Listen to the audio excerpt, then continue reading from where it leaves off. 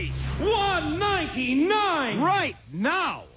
The following program is of adult nature and may be inappropriate for persons under the age of 18. You're listening to The Howard Stern Show on KGL, Fort Worth, Dallas. Good morning. It's Maria Melita, once again bringing you the best of Stern. Let's join Howard and Robin as they take a phone call from the legendary comic, Bob Hope, on the best of Stern. Forgot all about the fact that you had interviewed Bob Hope. Yeah, I got to play that for you. Bob Areno, promoting his new special, Bob Hope's Red, White, and Blue Bikini Girl special. No, it isn't. Is it really? It's called Bob Hope's Red, White, and Blue Bathing Suit Girls Competition. Right? Isn't it, guys? Competition? Yeah, something like that. He finally caught on. Oh, my God. It's a weird combination of celebrities. It wasn't entirely apparent what kind of show it was. It was like Dolly Parton and... I forget the list. It was just very, very strange. Well, there was a list of celebrities, and then every time you said something to him, he tied it into a celebrity that wasn't even written down. I know. He was all over the place. Where's my conversation with Bob? Let me see if I have I'm interested now. I want to know what he's up to. Well, my whole sort of point in interviewing him was to see if I could get him to do that Prescott Bush story again. Every time I've interviewed Bob Hope, he tells me. And the first time I thought it was kind of neat, like I'd gotten some cool information out of him. But everywhere I see him now, he does that Prescott Bush story. Every time I've interviewed him now, which is 4 times, he's done the Prescott Bush story. He loves, that's his favorite story right now. But he forgets that he tells it to us. I guess he's told so many. If you just mention the word Prescott to him and work it into conversation, he begins to tell you how he used to play golf with President Bush's father, Prescott Bush. So I said, somehow I'll make it come up during conversations. You got to wait for it. I brought it in an interesting way this time. All right. You're going to like it. But, it's pretty cool having Bob Hope talk to you. Sure. You feel pretty good about that. And plus, when he thinks you're funny, that's kind of cool, I guess. Yeah, you're better than Anne Margaret. Yeah, he told me that. Or at least as good as. He said he hasn't seen such hot talent since Anne Margaret. Thank you, Mr. Hope. Thank you, Mr. Hope. And then he forgets he says it. Right? Remember? He said it, and then I asked him about it the last time, and he says he didn't remember him. He never said that. But he did say it. I say that. I didn't say that, did I, boy? Isn't she great? And it's pretty weird. I have to call him off the air at about 1:30 in the afternoon because he refuses to, so he lives in L.A. Yeah. So it's, 10:30 there when I call him? Mm-hmm. And he wanted me to call him at 2:30 because he sleeps late. When we do this, it's a major concession on his part. He does not do anything before noon his time. Yeah, that's his thing. I don't blame him. At his age. You know what? One day that's going to be our lives, Robin. That's right. You and I are going to be in rocking chairs. We're going to go, we don't do anything before noon. And people say, why not? Because we got up at 4 in the morning our whole lives.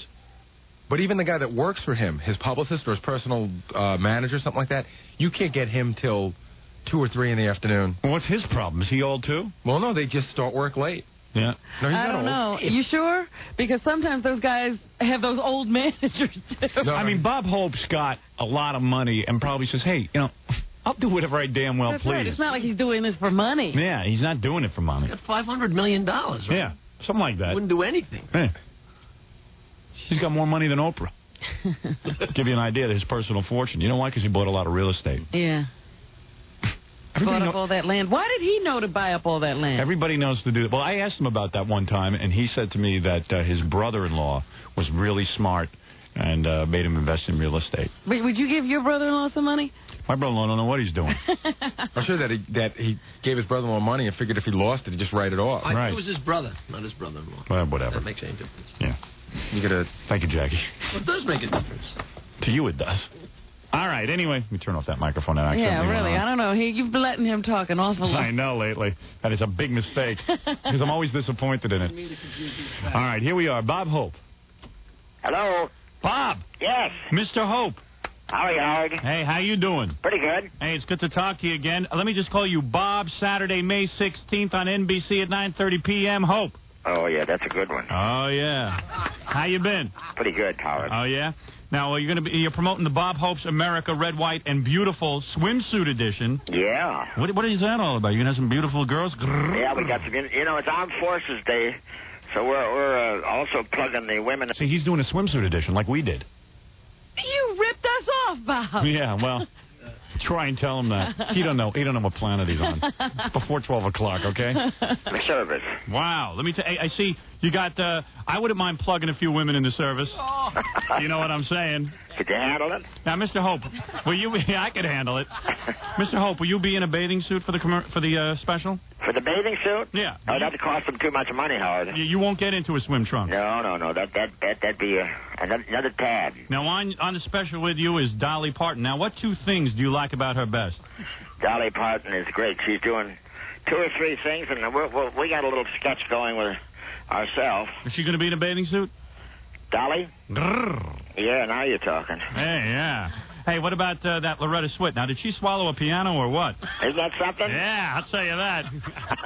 And even Barbara Bush is going to be there.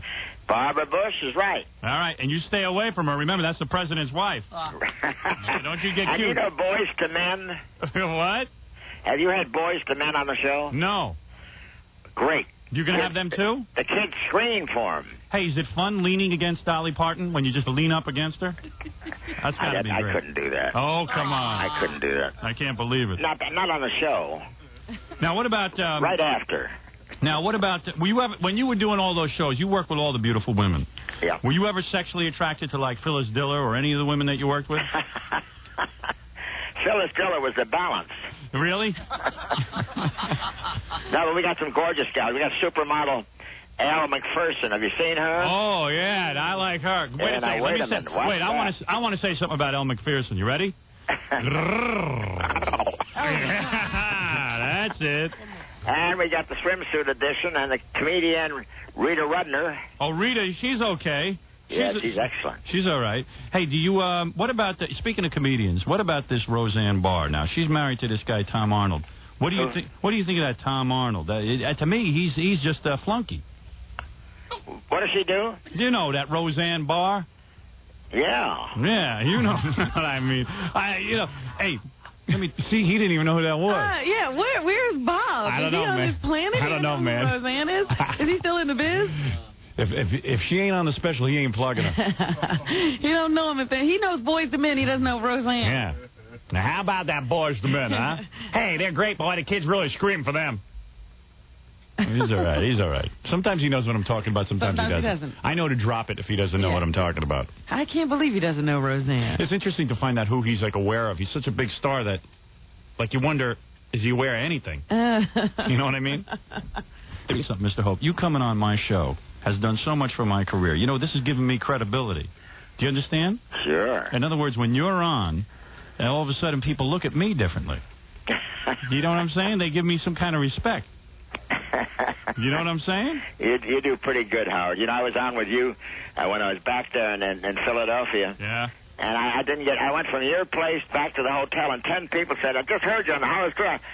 You must have a hell of an audience back there. I'm telling you. Let me tell you something, Mr. Hope. You know, a lot of the legendary comics like yourself avoid me. The only other one that even comes on the show is Milton Berle. He comes on. Other than that, nobody comes on. It's you. You're the one who gives me the credibility. If Milton comes on, I don't have to come on because he'll do it all for me. Oh, yeah, and he's always bragging, you know, about what? He has very big... Have you ever seen Milton naked? Oh, yeah. Yeah. Hello there. Oh, yeah. He's so posette. I said, now Mr. Hope is awake. And now he came alive. Now he knows something. He might not know Roseanne Barr, but he knows what's in Milton's pants. Right in this conversation. Oh, yes, Robin. Oh, yeah. He's so proud of that damn thing. Sure, why not? Yeah, I guess we got Tops in Blue, that great Navy outfit on the show also. You got them? I got to just play it one more time. Better go back a little further. He's so proud of that damn thing. Sure, why not? Yeah, I guess we got Tops in Blue, that great Navy outfit on the show also. You got them? Yep. Hey, what about Madonna? Would you ever have her on one of your specials, or is she too? But I'm doing a couple of jokes about her. Is she too dirty for your kind of show? Because you have a clean image. Is she too dirty for you? No, she's not dirty. She's not a dirty girl. Yeah. That's that low voice, man. She's not dirty. She's right down in the gutter. No. It's like, yeah, I got to tell you, we got the great gals on that. Would you have Madonna? Yeah. No, she ain't dirty. Fred, you can do that transition. Yeah, we got that. No. Have you had our boys to men? God, they're good, aren't they? Roseanne who? Huh? Well, I got to tell you. Who's that? Yes, sir. Yeah, he's all right. Still, nobody can do that sound He's but got him. that. Can't get back there in my throat. No. I like when he talks about Madonna. Oh, no, she's not dirty. She's not a dirty girl. She's she's getting $60 million on her next contract. Right. I'm going to start wearing my underwear on the outside. There you go. Still got the joke. You mind a girl having hairy armpits? She's a little hairy in the armpits, I'm telling you. I don't like And that. we have the first lady on, Barbara Bush. Oh, you got her on, huh? Yes, sir. We did a good spot with her. What do you do with her? Now, by the way, you notice I haven't worked in the Prescott Bush Not story yet, no. But I will get to it. You watch. I just thought it was interesting that he brought up Barbara Bush right after Harry Armpit. Yeah, I was going to ask him if Barbara Bush had hairy armpits, the way he made that association. But you know what? Who needs the aggravation? I did a scene with her out there in Columbus, and where they're holding this whole thing. This Amara Flora. It's a big flower show. Right. And I fit right in. Oh, yes. Hey, what about the L.A. riots? Were you safe during the riots? No, I was in Columbus, Ohio. Oh, you were? So Yeah. you avoided that whole thing. No, I wanted to get out here to entertain the men in uniform, but I couldn't get away from Columbus. Go figure out that the men in uniform are right there in L.A. Yes, they sure are. Hey, I tell you one thing. My whole thing is we should put a cage around South Central and just cage everybody in there and then make a petting zoo out of it. That's what I think. I never saw such behavior. It was, looting and rioting. It was unbelievable. Well, I was trying to get him to be political. Right, But watch how he avoids this. you know, it's a tough thing, and I think they'll straighten it out. You do? Yep. Hey, let me ask you something. When all those years you did the That's Johnny it. Carson Yep, show, it'll be all right. You see, that's the way to do it. That's the way to be. Yeah, I got to tell you, boy. You know what? I think they're going to straighten that out just fine. Isn't that something? He's amazing. Yeah, that's going to be fine. That's going to be fine. I don't know. What do you think, Howard? Yes, sir. Sure. Yep. Hey, let me ask you something. When all those years you did the Johnny Carson show, when you would go on, What? remember when you used to go on the Johnny Carson show? I'll be on Friday. All right. When you go on there, you know how you always have to leave because you're going somewhere? Yeah. Did you always have to leave, or did you just leave because you wanted to get out of there? No, I enjoy him. He's great. Hey, what about Sam Kinison? Well, did you know that he died? The comedian? The shocking. Yeah, that was kind of sad. That was sad. Where were you when you heard the news? I don't know. I was here in my office. They came in and told me about it. Yeah, I was a friend of his. He was a good guy. Yeah, he was a good guy. Yeah, he really was. But it's terrible. And then with L.A. and then I hate the looting. You know what I mean? Hey, I just hope that they watch you. Let me just say something, Mr. Hope. You know, the president was out here, and he was down there. Did you go see him? Yeah, and he said, and somebody stole his watch. Is that right? Hey, you know something, Mr. Hope? I hate that looting. I hope when, with those TVs they stole, I hope they watch your special. Yeah, You right. know what I'm saying? You know what I mean. Saturday night. Saturday night, it's going to be Saturday big. night is the best night of the week. Now, let's talk about Sunday, May 17th. You'll be celebrating your 25th anniversary as chairman of Lights On, Fight for Sight annual Absolutely. fundraiser. Isn't that wonderful? For Mildred Weisenfeld. You got Tony Randall over there. Oh, yeah. Maureen. We got a good show. Hey, I see you got Maureen McGovern. Yeah, it'll be a good show. Why don't you try to get there? Yeah, I see Mal Z. Lawrence is going to be that. You call that a celebrity? I don't know.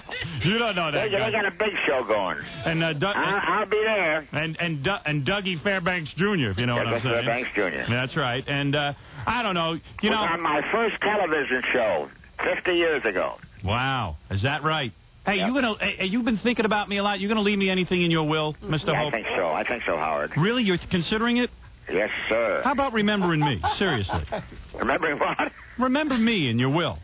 Howard Stern. I'll think about that today. There would be no greater honor to me than if Bob Hope in his will put in, let's say, left me $5 million, which is like That's well, nothing. Something like that. Yeah, think about it. Think about it. Why not? I'm a good I guy. may cut down on the zeros, but maybe something will happen. You know what? One of these days I'm going to get one of these old codgers to leave me something in their will. Yeah, just catch him at a weak moment. I am. And, all of a sudden he'll go back and go, you know what? He is a pretty good kid. Why not? Yeah. Why not make him a millionaire? Yeah, it could be just the day that he's working on it. Yeah. And it'd be so easy to slip it in. I had to call him every day, like a little reminder. Notice I haven't worked in the Prescott Bush story yet. Don't give up hope.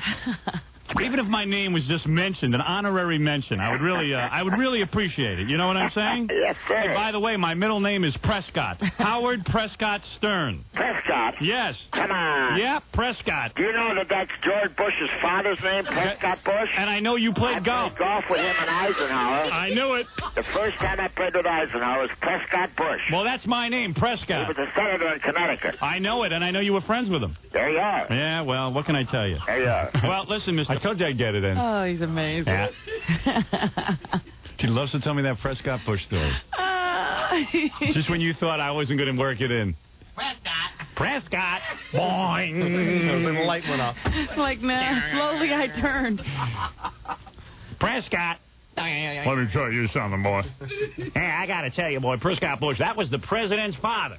And I used to play golf down there with Eisenhower, boy. I'll tell you, Eisenhower. The first time I played with Eisenhower, hey, now. Prescott Bush. And how about that Mamie Eisenhower? I'll tell you, I like to take her milk wagons and stick them around there. I got to tell you.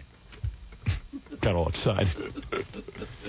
Anyway, there's my interview with Bob Hope. Oh, he's hysterical. More or less it. I didn't do my impression again for him. I figured he had enough of that. I think that's how we wound up. Let me just make sure. Well, if I got to go, and I know you do too, and I want to thank you for coming on. Hey, say hi to Johnny Carson for me when you go on and say your farewell. You know I will. By the way, I'll be on The Tonight Show on the 16th of June with Jay Leno. Beautiful. I'm coming up on the outside. When did it get to be the 16th? Yeah, you know what? It is the 12th. You're right. I gave him the wrong date. He isn't going to watch anyway. Who cares? He watched. He stopped calling. Once he figures out what I'm about. I got to figure out how he makes that noise. You know what you got to do? You got to have something pushing on the back of your throat when you make that noise. The clothes? Oh, yeah, right. Come here. Sure. Come here. I can get you to make that noise. Trust me. If I can only reach the back of your throat. If I was only big enough. All right, we'll be back right after these words. You're listening to the best of the Howard Stern Show on 97.1 The Eagle. It's 6:25 at the Eagle. This is Brad Baxter. Eagle weather, partly cloudy today, a 30% chance of rain, and still hot, a high of 95. Tonight, down to a 20% chance of rain and a low of 78. Right now, it's 79 in Fort Worth, 81 in Dallas. And good God, checking traffic for Coors Light. He's back.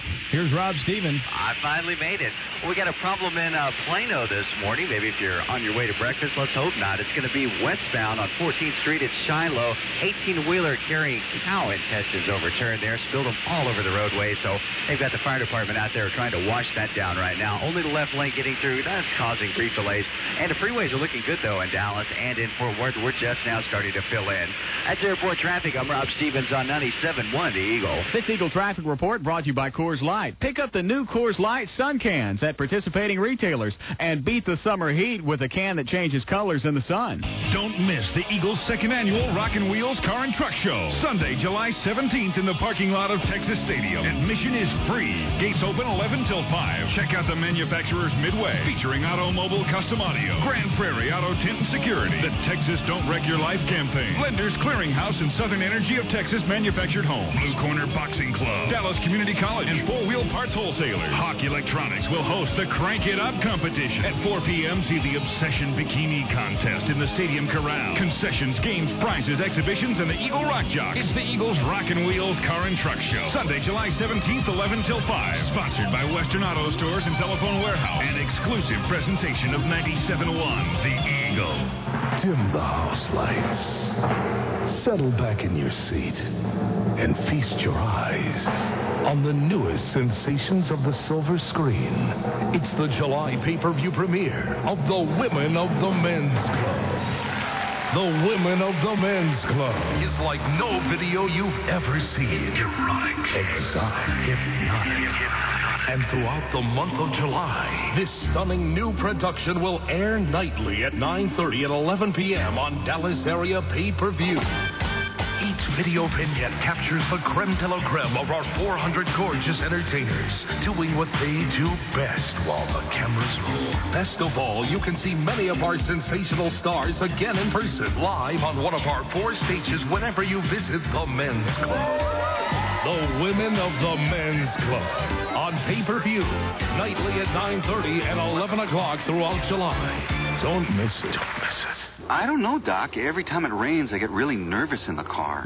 Go on. Especially around corners. Boy, corners in the rain are the worst. I see. What you're experiencing is classic ambition default syndrome. The corner represents the goal you've never achieved, while the rain symbolizes inner turbulence. Actually, I was thinking it might be my tires. Pardon me? Yeah, I was thinking I should get those new Avid MDH4 all-season radios from Yokohama. You see, Doc, Avid's multiple channels cut through water, even around corners. And Avid dominated a field of competitors in independent wet road testing. I see. So this is what we've come to. I spend my life in advanced education and intense training when all along I could have been prescribing an all-season tire. Avid has all the answers. Is that it? I never. Next caller. I think my breakfast cereal is trying to kill me.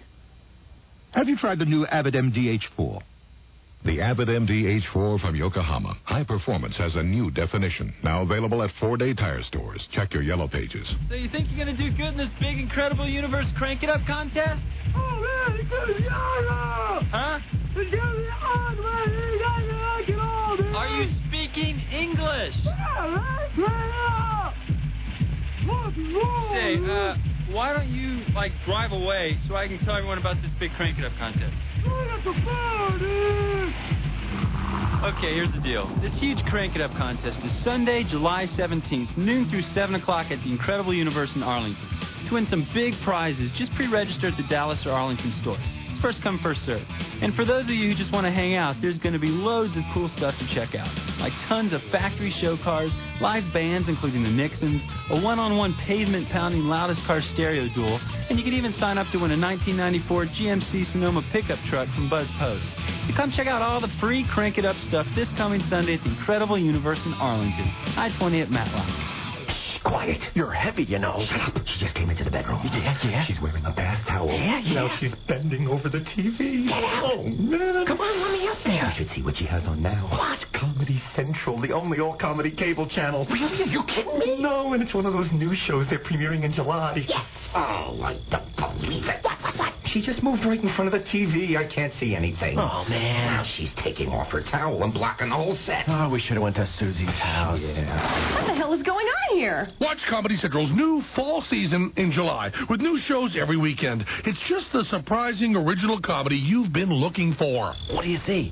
Susie's dad, naked, but he's not blocking the TV. Yes.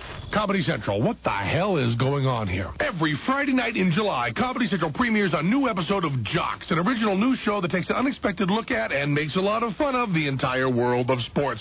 Jocks every Friday night in July at 9:30 p.m. Eastern Pacific. If you don't get Comedy Central, call your cable company. All the awards Samuel Adams has won have gone to my head. I'm Jim Cook, brewer of Samuel Adams Boston Lager. Samuel Adams is the only beer voted best beer in America 4 times. In fact, my Samuel Adams has won more honors, awards, and tastings than any American beer in history. So awards go to my head because it's a thick, rich head. And they go to my beer's deep amber color. And they go to the distinctive, full-bodied taste of my Samuel Adams. All right, I know Samuel Adams never won anything because of my award-winning voice, but so what? Samuel Adams wins on taste.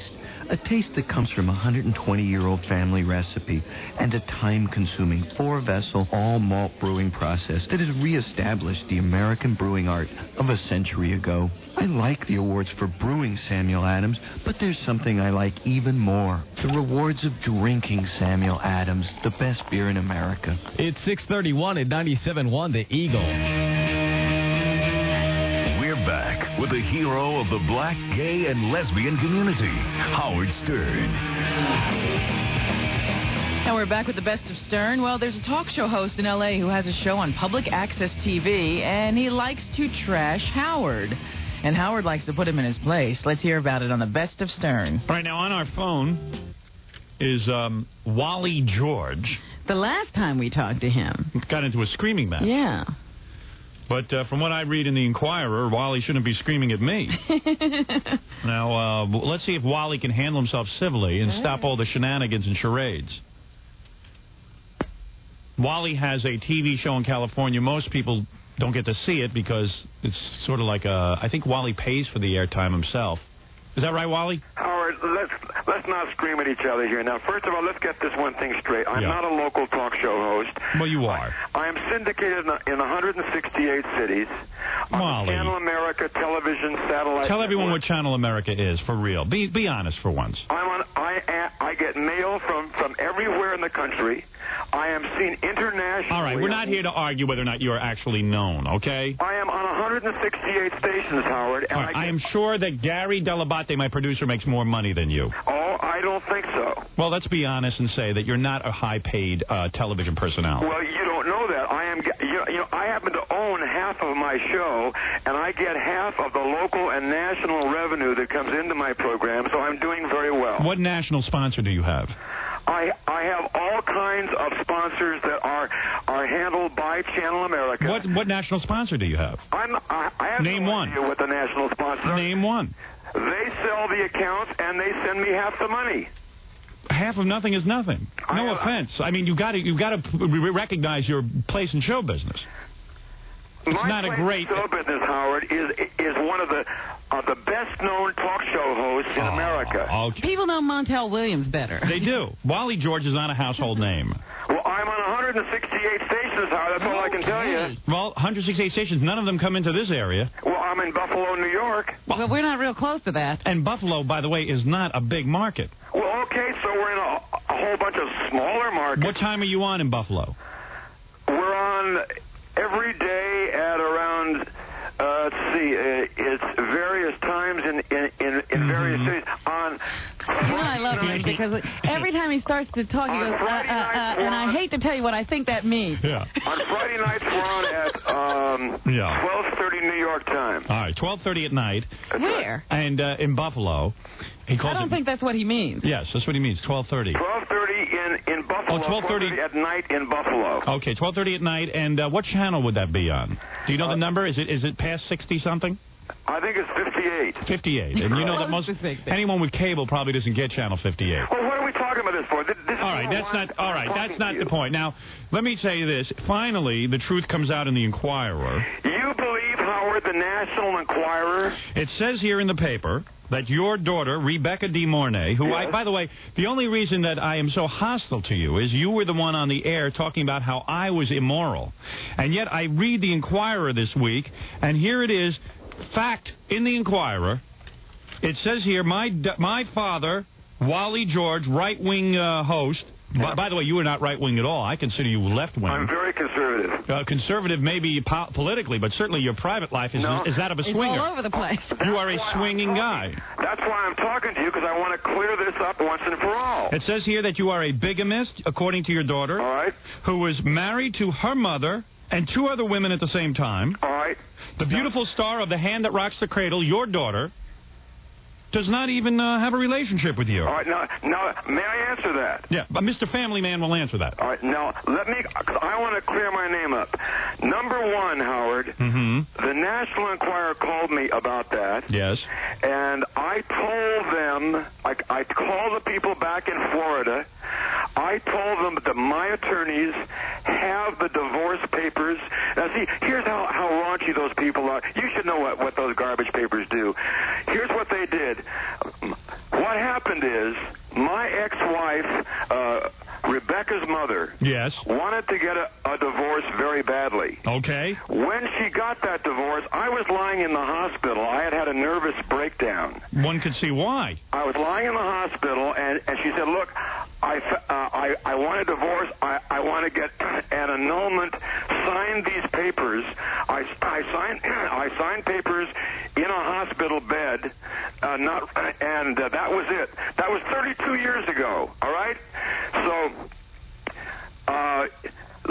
later on, I find out years later that what she had claimed in this divorce is that I was not legally divorced from my first wife when she married me, okay? Yeah. So I say, wait a minute, let's find out about this.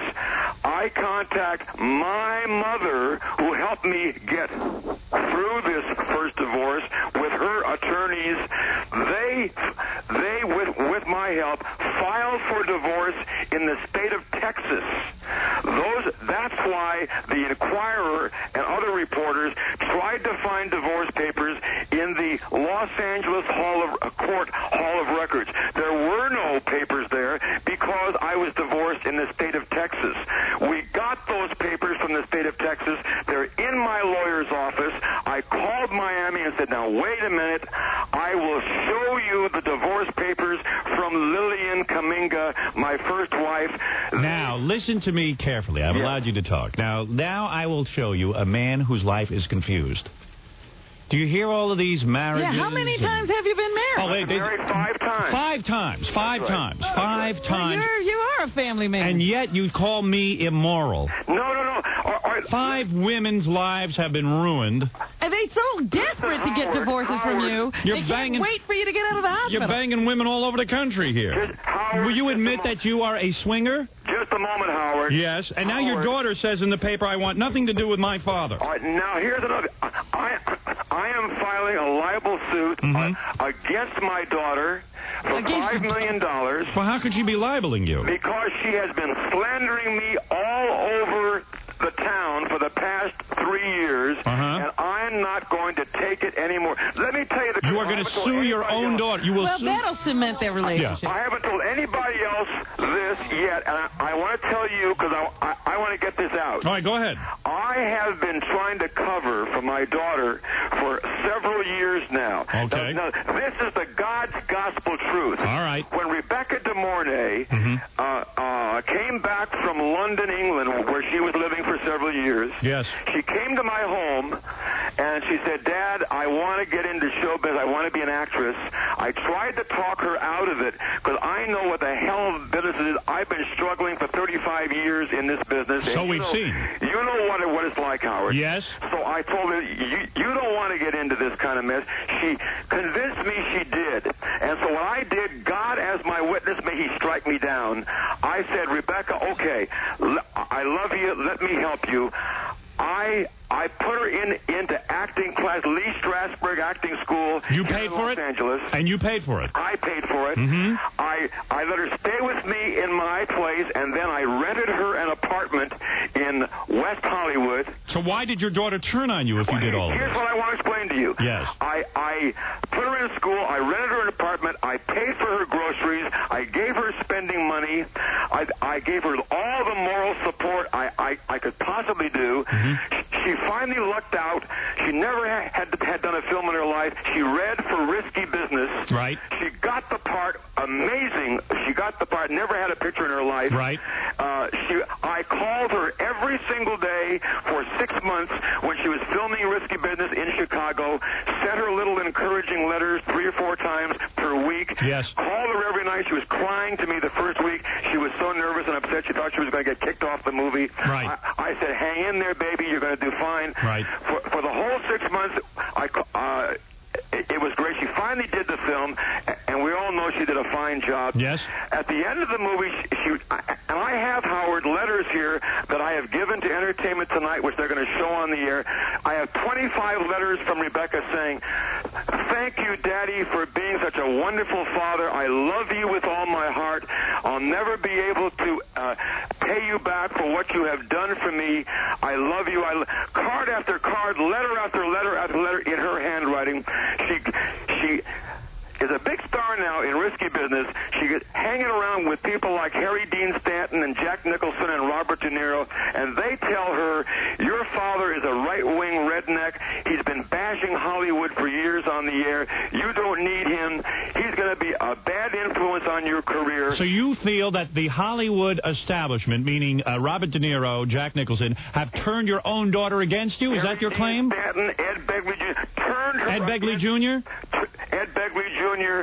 turned her against Ali Sheedy, turned her against her father. Absolutely. I see. Now, so why are you suing her then? I mean, what has she said about you that is not true? Because she is the whole source.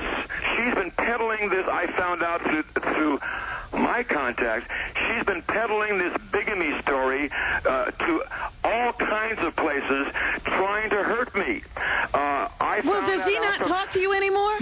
sounds to me, listen, let me tell you something, Wally. I'm going to cut through all this. It sounds to me like you've got a life that is the wackiest. They ought to take that to the big screen. Why? Your life, because it is wacky. It's wacky. Why is it wacky? All right, now let me sit down, Howard. I've been married 5 times. Right. I have gone in my entire life. I have had maybe 10, 12 women in all of my life that I have had a relationship with.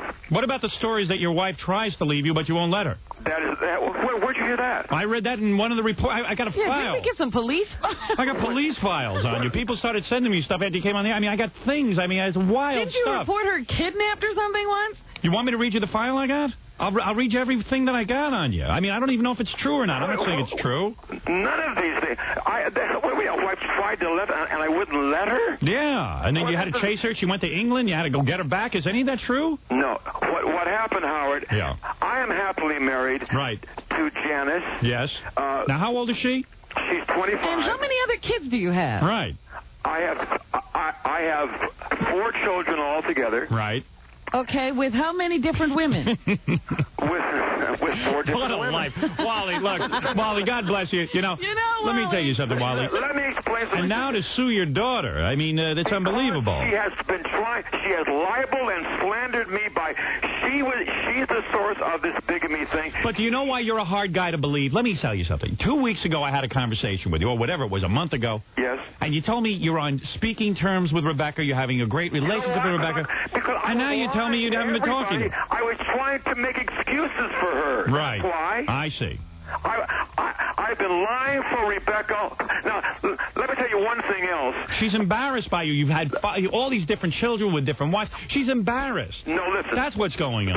No, it's not, Howard. Then why was she so close to me all during the time? She needed money. She needed money. She squeezed it out of you. She figured to get something from you. No. I'm telling you. That's how these kids are. When she was a little girl, we were very, very close. You mean you visited her? You visited. When she came back from England and she was 18, we were as close as a father and daughter could possibly be. How long was she in England and you didn't see her?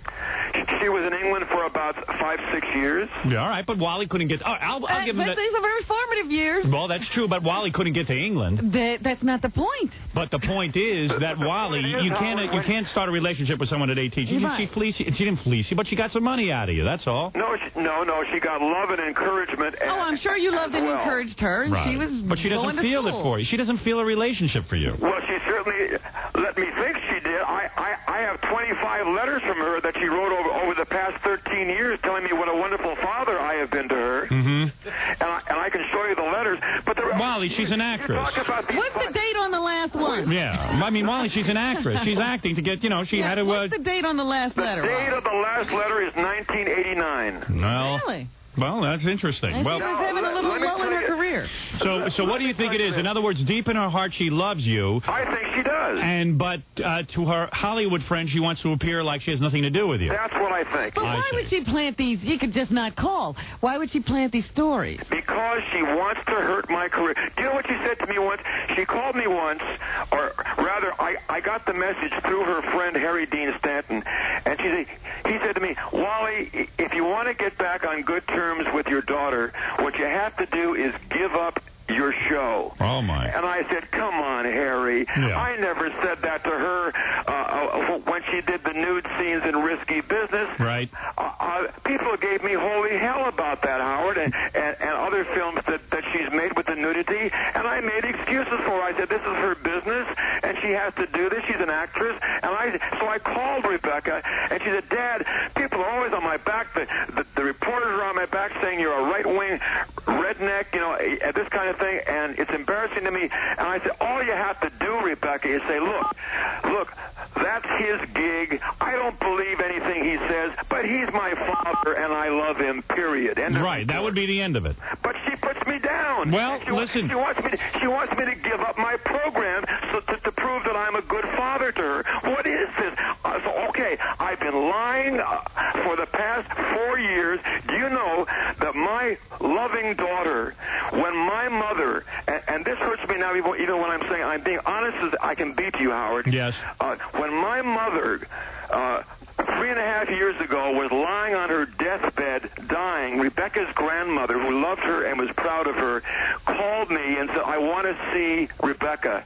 I called Rebecca at home and said, your grandmother wants to see you, and she said, I haven't got the time, I don't want to do it.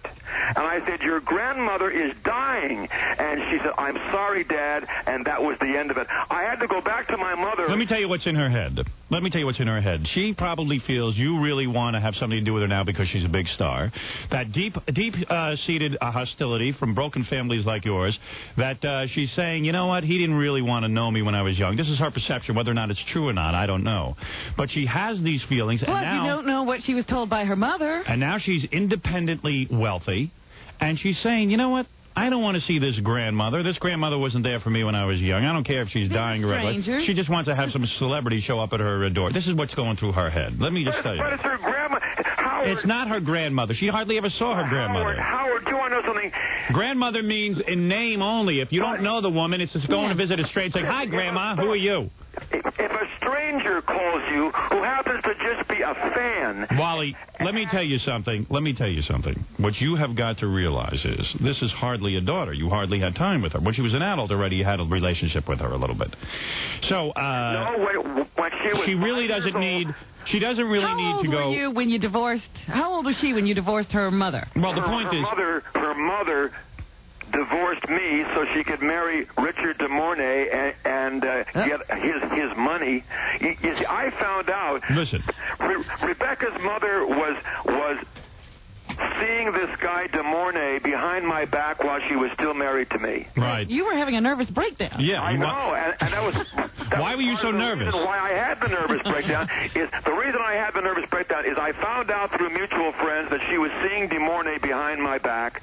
Secondly, on the day Rebecca was born, I was a disc jockey at that time in Santa Rosa, California. On the day Rebecca was born, I was nursing the wounds of knowing that my wife had been seeing this guy de Mornay behind my back. On the day my daughter was born, I went back to the radio station and found out that I had been fired from my job because the guy that I replaced was a friend of the owner, and he was coming back to take his job back. Well, everybody seems out to get you. And that was the thing that did it. I collapsed. They took me off to the hospital. My goodness. So basically, you didn't even know your daughter at birth. Right. When I got out of the hospital, I found out that my wife had packed up my baby daughter, Rebecca, and moved back to Los Angeles with her mother. Are you sure you're Rebecca's father? I certainly am. When I called to try to see Rebecca and her mother, they would not see me. She married this guy de Mornay. De Mornay wanted to adopt my daughter. Right. Offered me, and this also, God is my witness, offered me $100,000 in cash, and believe me, I was broke then. Right. If he could adopt my daughter, and I turned him down, Howard. I'm never going to let my daughter think that I sold her, that I sold out and let someone else take my daughter. Right. And then after de Mornay died, and Rebecca was about 4 years old, her mother called me and said, I think maybe she should see you now. She should see her father. I went up, and for 3 years, I visited my daughter every single weekend until she was almost 7 years old, and we had a very close, bonded relationship. I used to sing to her, Daddy's Little Girl. Every time I saw her, I was working in a nightclub, I sang that to her from the stage, and she never forgot it. Oh, I would never forget that. Harry Dean Stanton called me one time to show you there is a relationship there. He was in the bathroom shaving, and he started to sing Daddy's Little Girl, and she came running into the bathroom and said, why are you singing that song? And she was very, very shaken. And finally, he said, what's the matter with you? Wally, would you like to sing that to your daughter right now? She's probably listening. No, I would not. I see. She said, that's the song that my father used to sing to me. We had a very close relationship. When she came back at 18 years of age, I gave her everything. There were a lot of gaps in there, though. Yeah, let me tell you something. What is it you want from your daughter? You want her to stop saying that you're a bigamist? No, I want her to stop libeling me. Right. When I know I have never done one damn thing against the law. I married these people, Howard, these women. I tried to make it work 5 times. I married them. Wally, what is the problem with you and women? Why are women do you constantly have such leaving you? bad judgment? I mean, you have terrible judgment with women. Let me tell you, first of all, why I married them. I married them because truthfully, I thought it was the decent thing to do rather than shack up with them. And here's where my fault has always Why can't you stay with one woman? So you shack up, and what is this? Why do you have to hop from bed to bed? Shack up, I thought the right thing to do was to marry the person. Right. I believe in marriage. But you don't believe in marriage. You keep leaving them, or they leave you. Here's where I do they all leave you, or do you leave some of them? Some of them have been mutual. I see. And the reason... Are you hard to live with? Here's the reason that they've all given me. But don't you think that's an indication that you have some personality quirks that are unbearable? Maybe that's what your daughter sees in you. No. Here's the reason... Maybe you're not the perfect guy. Here's the reason all of my marriages have failed. Right. And I've had a problem with this. I've been on the air since the age of 14. Yes. As a disc jockey. My career has always come first. I've always worked very long hours, and this is what has ruined my marriage every single time. That's why I'm not going to let it ruin this marriage. But Wally, you work so hard on a career that isn't all that I was going to say, spectacular. that could be the drawback, that they see you not getting it. I mean, maybe put a little more effort into your personal life. I've worked very hard on my career. I love the thing that I'm doing. I love the job that I'm doing. I have been well compensated. I'm doing very well. Let me just say, let me wind this up. Let me just say that obviously you are a father in pain. Yes, I am. All right, we understand she said that. you were married to 2 women, though, Wally. Where's the other woman? You told us about one. Well, let me tell you something. I don't know how a woman would be married to Wally. I listen to Wally 15 minutes. I can't take it. That's what I'm saying. But Wally has his... Listen, obviously Wally has some sort of relationship I wish problem. I could spend a day with you. I could figure out exactly what your problem is. Oh, I would love to. I think they ought to do a documentary on Wally, but they ought to hide the cameras. But certainly, I understand Wally's embarrassment here. His daughter is constantly going around bad-mouthing. It's embarrassing for him. It's a daddy dearest kind of thing. It is. And listen, Wally... Howard, it is not embarrassing. It is more hurting than anything else. All right, but listen, there's a lesson to be learned here, Wally. With all the mishagas in your life, you should certainly stop casting stones and calling others immoral. No, here's where you're wrong, Howard. When I have chastised you, and I have done it on the air, I have called you names, I have criticized for what you are doing on the air. I have never criticized anybody for their personal life. I may think you do... There's no difference between personal life and on air. What you are is what you are. Remember that. There's no such thing. That's Hollywood talking, Wally. No. What you do in your personal life, I couldn't care less. But what you do on the air with people like Andrew Dice Clay, when you come on the air and say dirty, filthy, raunchy things... Oh, come on, get with it. It leads Wally to divorce court, Howard. Yeah, it makes Wally crazy, and then he goes and marries someone and dumps him. Let me tell you something. Marrying 5 different women is horrible. I criticize people like you for what you do on your program. And I criticize you for what you do in your personal life. That program I don't even get to see, so I can't criticize you for that. What you do in your personal life is none of my business, and I couldn't care less. Oh, yes, it is. But I do criticize you for what you do on the air. Well, I criticize you for both. Okay, fine. That's it. Now, listen. I will be interested in finding out how you resolve this, Rebecca, because when this airs in California in about 3 hours, I am sure she'll be calling you. And let me know how it works out. Yeah, we'll be waiting to see the outcome of the court case. Yes, and believe me. Let me say one thing. Yes. Let me say one thing. I love my daughter, and I'm proud of her, and I will always love her, but she has hurt me more than I can tell you. And all I want her to do is to tell the media, look, I've made some bad mistakes, and this is one of them, and I love my father, and I appreciate the things he's done for me, because right now, if she is hearing this in Los Angeles, let me tell her, I couldn't be a prouder father. She's a wonderful actress, but I think I am primarily responsible for helping her to get where she is today. Well, let me, who knows about that, but just because you gave her a little seed money doesn't mean anything. And I put her into acting school, got her... That doesn't mean anything. And I got her first pictures taken for her, got her resume printed. I did a hell of a lot. So you were like an agent. You were like an agent. Don't say that you're responsible. You got seed money. In return. Seed money. I asked for nothing except in return. Undying gratitude. Right, undying gratitude. Let me tell you something, Wally. Life is meant to be simple. Life is meant to be... Watch the Ingmar Bergman movie where they sit there at the end and life turns out to be a picnic where people just sit around and eat cherries and cream. You have got to simplify your life, my friend. Can I say something very seriously? Yes. You have what? To you, Howard, let me tell you something, and I mean this. I criticize you for the way you do your show, and for the things you say on the air, but I want to tell you seriously, I admire you, of course, for the entertainer that you are, because you put on a hell of an act. I am. Let me tell you something about. We get down to it. I am the greatest radio guy, television guy that ever lived, and I am your hero. I am what you would like to be. And I don't like what you. I don't. No. You love what I do. You love it. You love it, Wally. You love it. Wait. You love it, and don't lie. Don't lie. I don't like what you say on the air. It offends me greatly, but I think you're a great showman. Well, thank you very much, and I wish you luck in straightening this now another personal problem. Okay. I wish you luck in it, and let me know what happens. I'll call you back. Wally George, ladies and gentlemen. Thank you, Wally. Okay. Bye-bye. Imagine that. Imagine him calling me immoral. Oh, dear. I like what you do on the air. It's off the air. I don't care what you do. He's got to keep his wife's name on the refrigerator so he remembers who it is. That's all. That's a guy with a problem. All right? And it's all self-created. Because people are in confusion. Now, here's a guy who goes on TV going to lead people. He's going to tell everybody how to live their lives. And yet he is in confusion. We're going to take a break, Robin, from that very exhausting phone call. Yeah, it's very difficult sorting out the life of Wally George. By the way, I saw you were trying to go and find out about wife number 2, 3, 4, and 5, but I'm going to tell you something. The show is not long enough. Well, you know, she says he was married to 2 other women besides her mother. Yeah. He's talking about 1 divorce decree. Yeah, let me tell you something. We did not even scratch the surface there. In fact, Gary, I kept calling for my file on Wally. We have a big file. I guess you didn't hear it. No, I didn't. I kept screaming for the file. The file. I need the file. I said, Wally, there's a million things I got on you. I couldn't get the file in here. No, we'll get him back. All right. We will be back right after these words.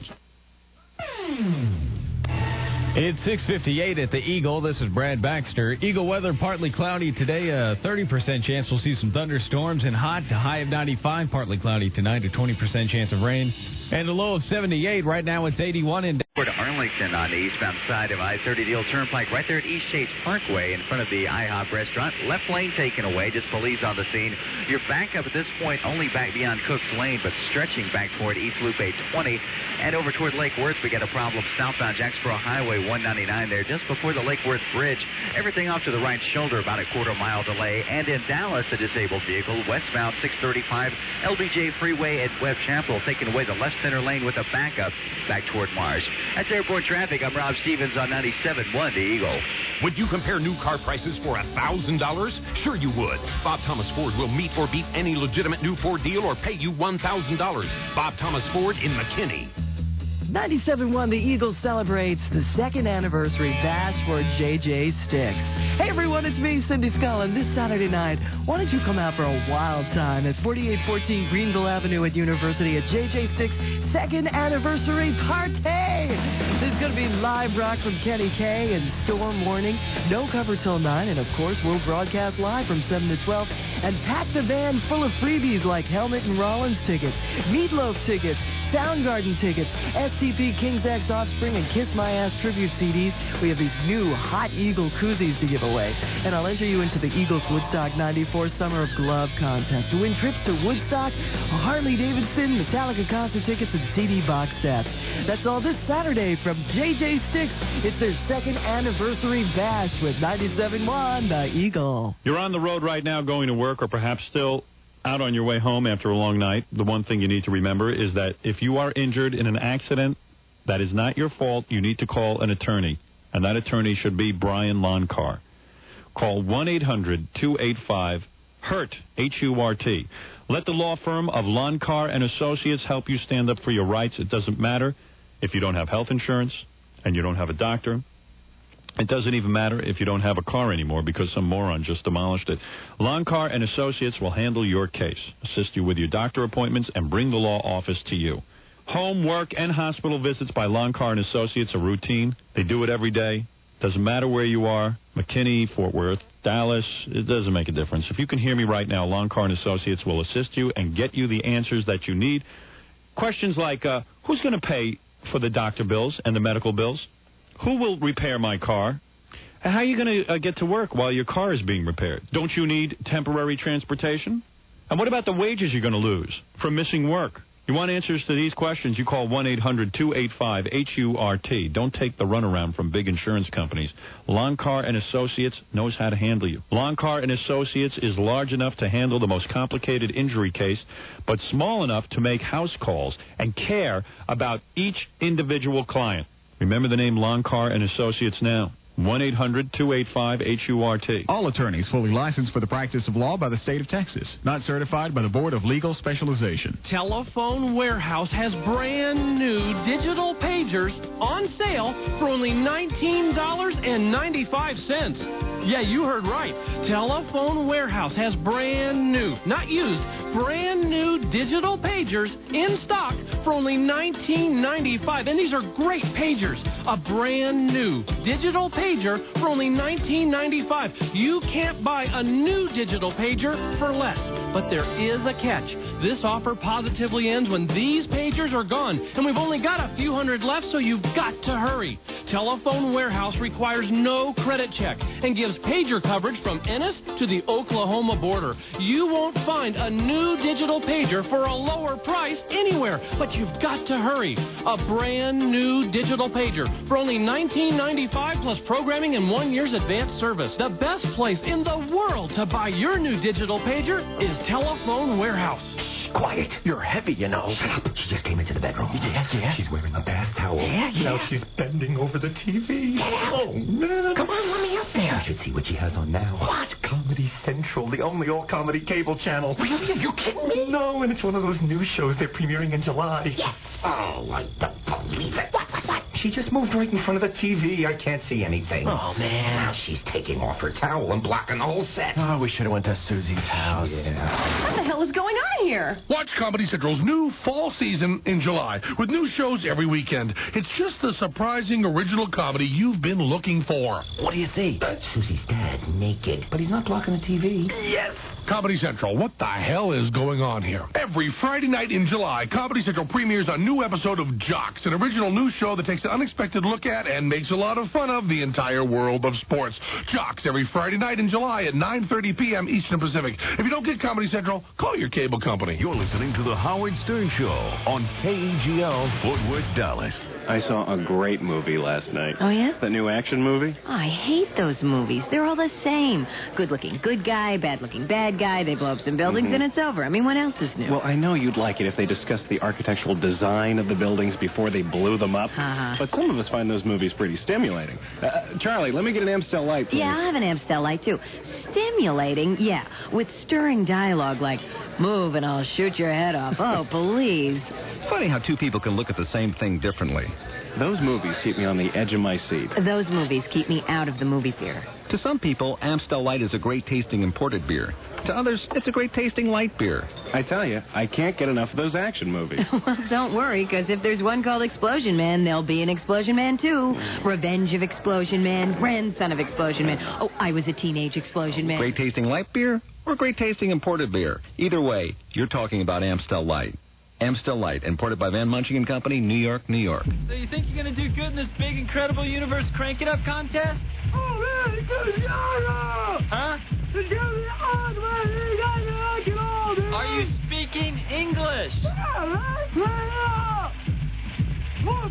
Say, why don't you, drive away so I can tell everyone about this big Crank It Up contest?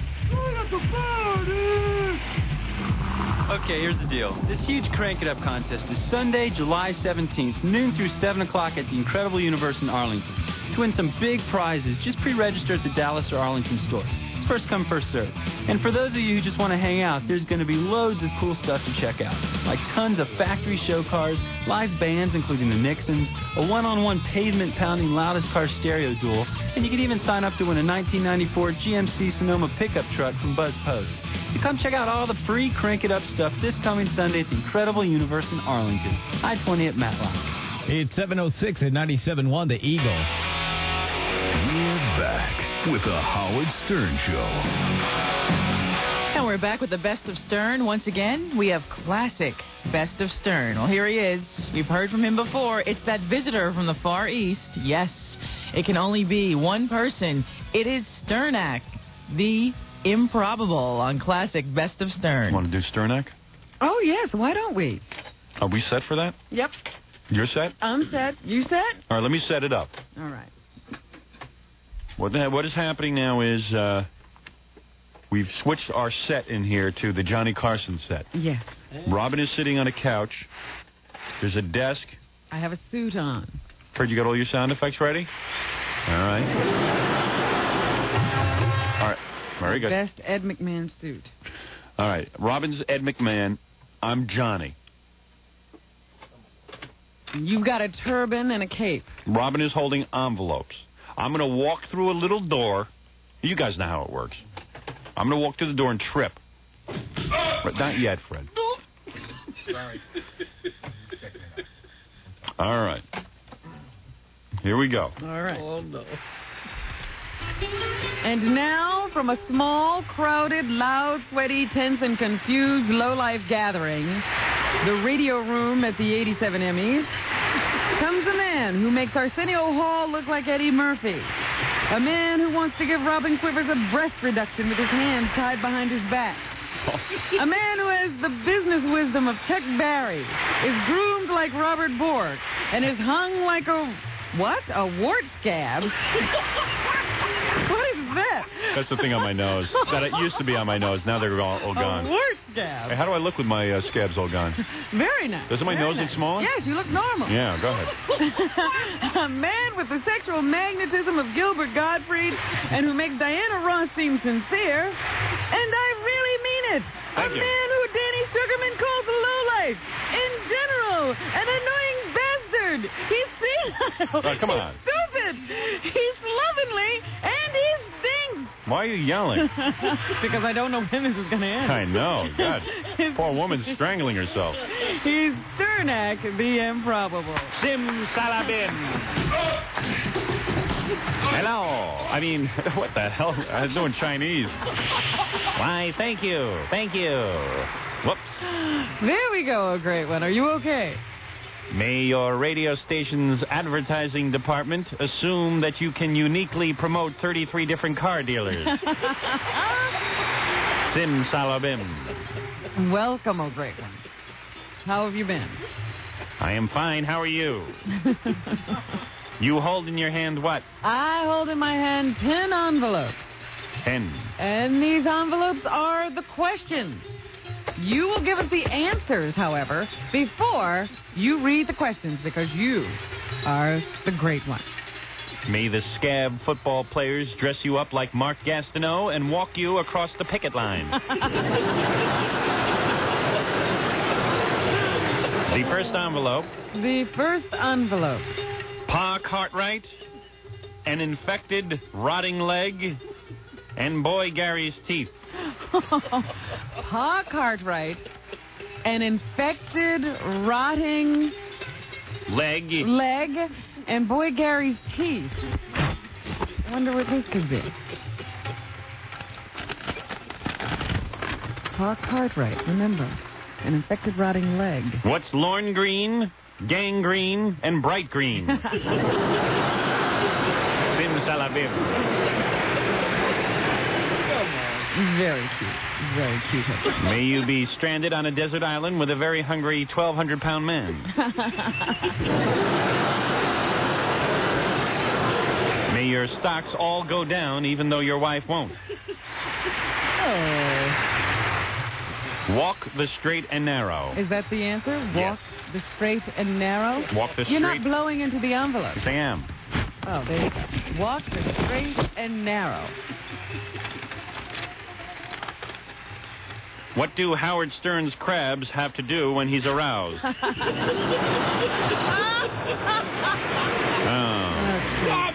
How did you know we were going to talk about crabs today? I had no idea.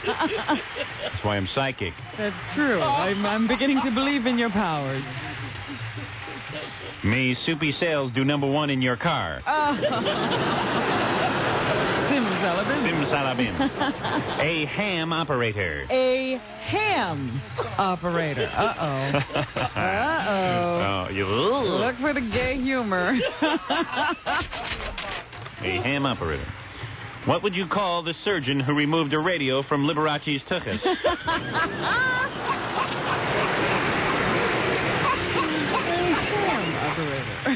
May your interns eventually become scarier than Fred Norris. It's beginning to come true. May you finally get an earring and blow a great bit. Where's my mother? The next envelope. On the back burner. On the back burner. On the back burner. On the back burner. On the back burner. On the back burner. Where did Robin Quivers' sadistic date put her after he unhandcuffed her from her refrigerator? You know, I knew this was going to be about me.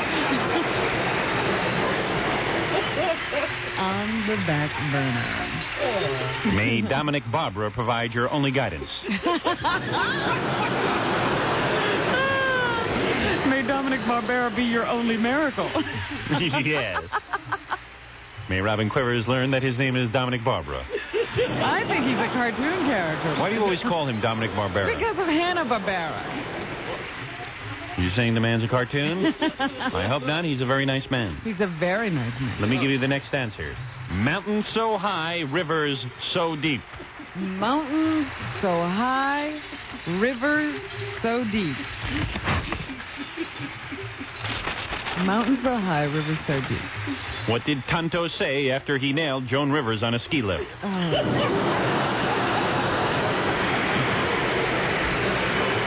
May you delude yourself that your rock star friends appreciate all you do for them. Joe Walsh.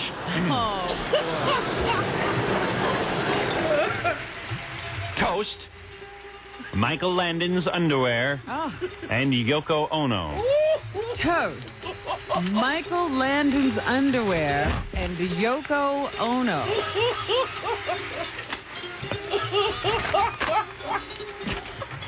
Name 3 things that are yellow and crusty. Oh,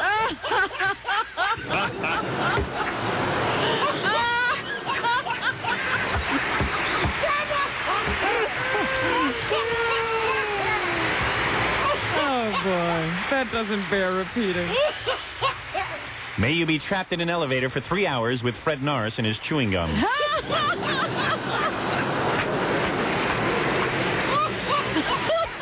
May your next trip to Venezuela be such a nightmare that you actually become homesick for your incredibly stained Queens apartment. Low and inside. Low and inside. Be careful with this one. You didn't actually do that very good. I see a roll with you with Johnny. That low. Yeah, if Ed ever croaks, I'm right there. Low and inside. Name Howard Stern's latest dial-a-date and where Robin Quivers wanted him. Oh, cute. Very cute. May you go downstairs for a bedtime snack and catch your wife laughing at Arsenio Hall. Has that happened? May you go downstairs for a bedtime snack and catch your wife stooping Arsenio Hall. Leonard Marshall. The fellow giving a wedgie. The fellow giving a wedgie. And Dominic Barbara. And Dominic Barbara. Oh, last envelope. Oh. I hold in my hand the last envelope. Oh, boy.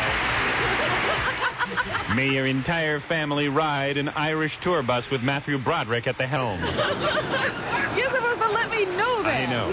I didn't realize I was having such a good time. Leonard Marshall. Leonard Marshall. The fellow giving a wedgie. The fellow giving a wedgie. And Dominic Barbara. And Dominic Barbara. We haven't heard from Dominic in a while. He's busy.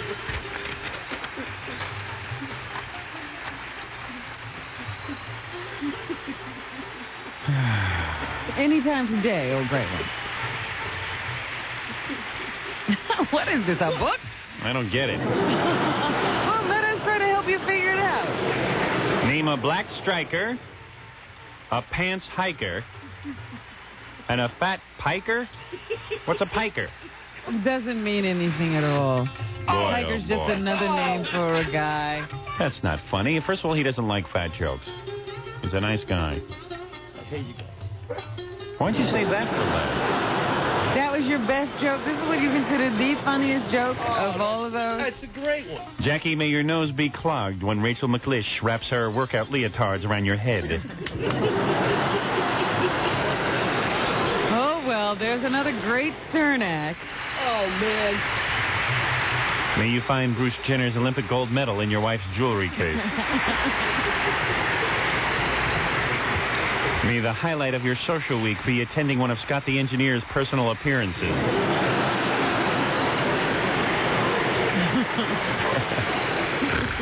Well, simsalabim to you, my friend. Yes.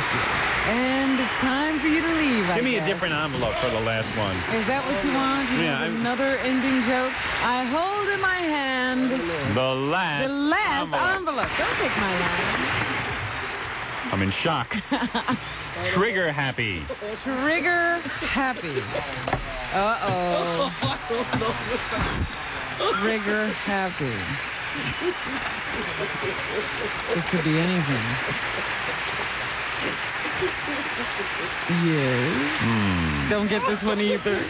No, I get it. I'm just... Give me a different one. Give me a different one. Now, you know... No, give me a different one. You cannot treat the audience like this. You hold in your hand this what? This never happens with Carson. Jack in the Beanstalk. Wait a minute. We got to do... I hold in my hand the last envelope. Jack in the Beanstalk. All right. Jack in the Beanstalk. Jack in the Beanstalk. What do Tony and Steve do when they're too horny to wait until they get home?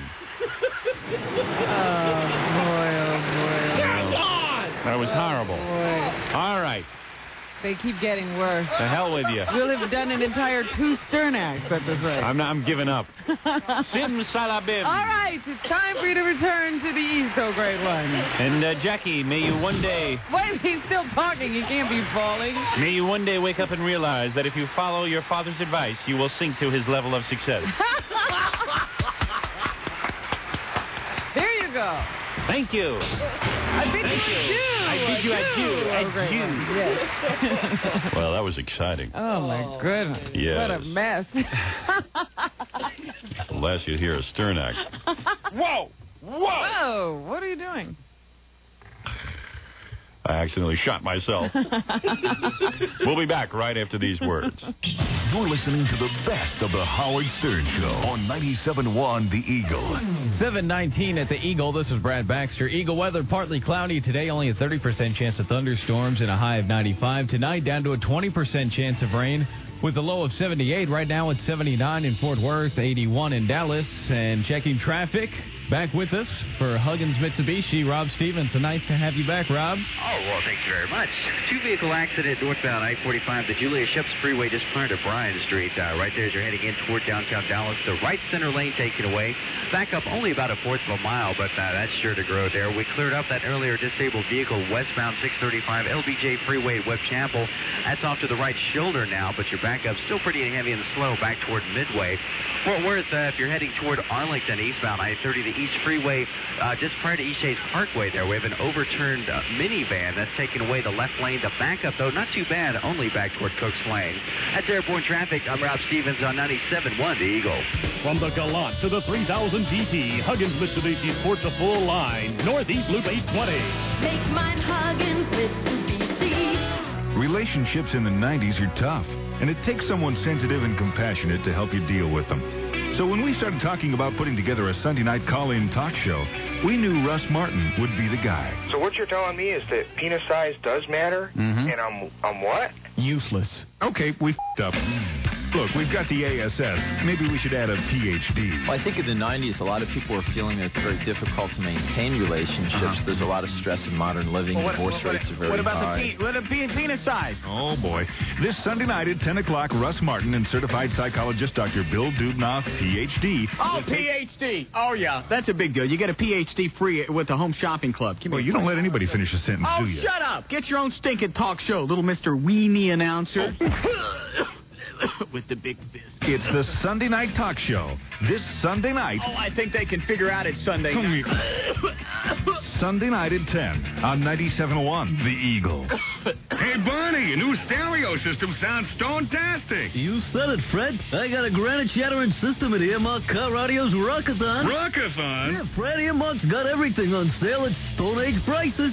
Like Rockford Fosgate Series 1 amps with massive heat sinks and more fins than a Stegosaurus. Just 99 clams. Or fully competent rocker boxes with tinted competition woofers. Only 77 clams complete. That's just pebbles, Fred. My system's near extinction. Maybe I should hot-foot it down to Earmark. Yeah, mine was prehistoric, but that was BC. Before Clarion. Then I went to Earmark and got a Clarion high-power CD player with 3-beam laser tracking and rocktacular sound quality. Even on primitive gravel roads. All for 249 clams. That's mammoth savings, Fred. You mean I don't have to listen to my fossil of a car stereo system anymore? Yabba-dabba-doo! Get stone-tastic savings during the Car Audio Rockathon at Earmark Car Audio. The leader, loud and clear, in Richardson, Addison, and Dallas. Brah!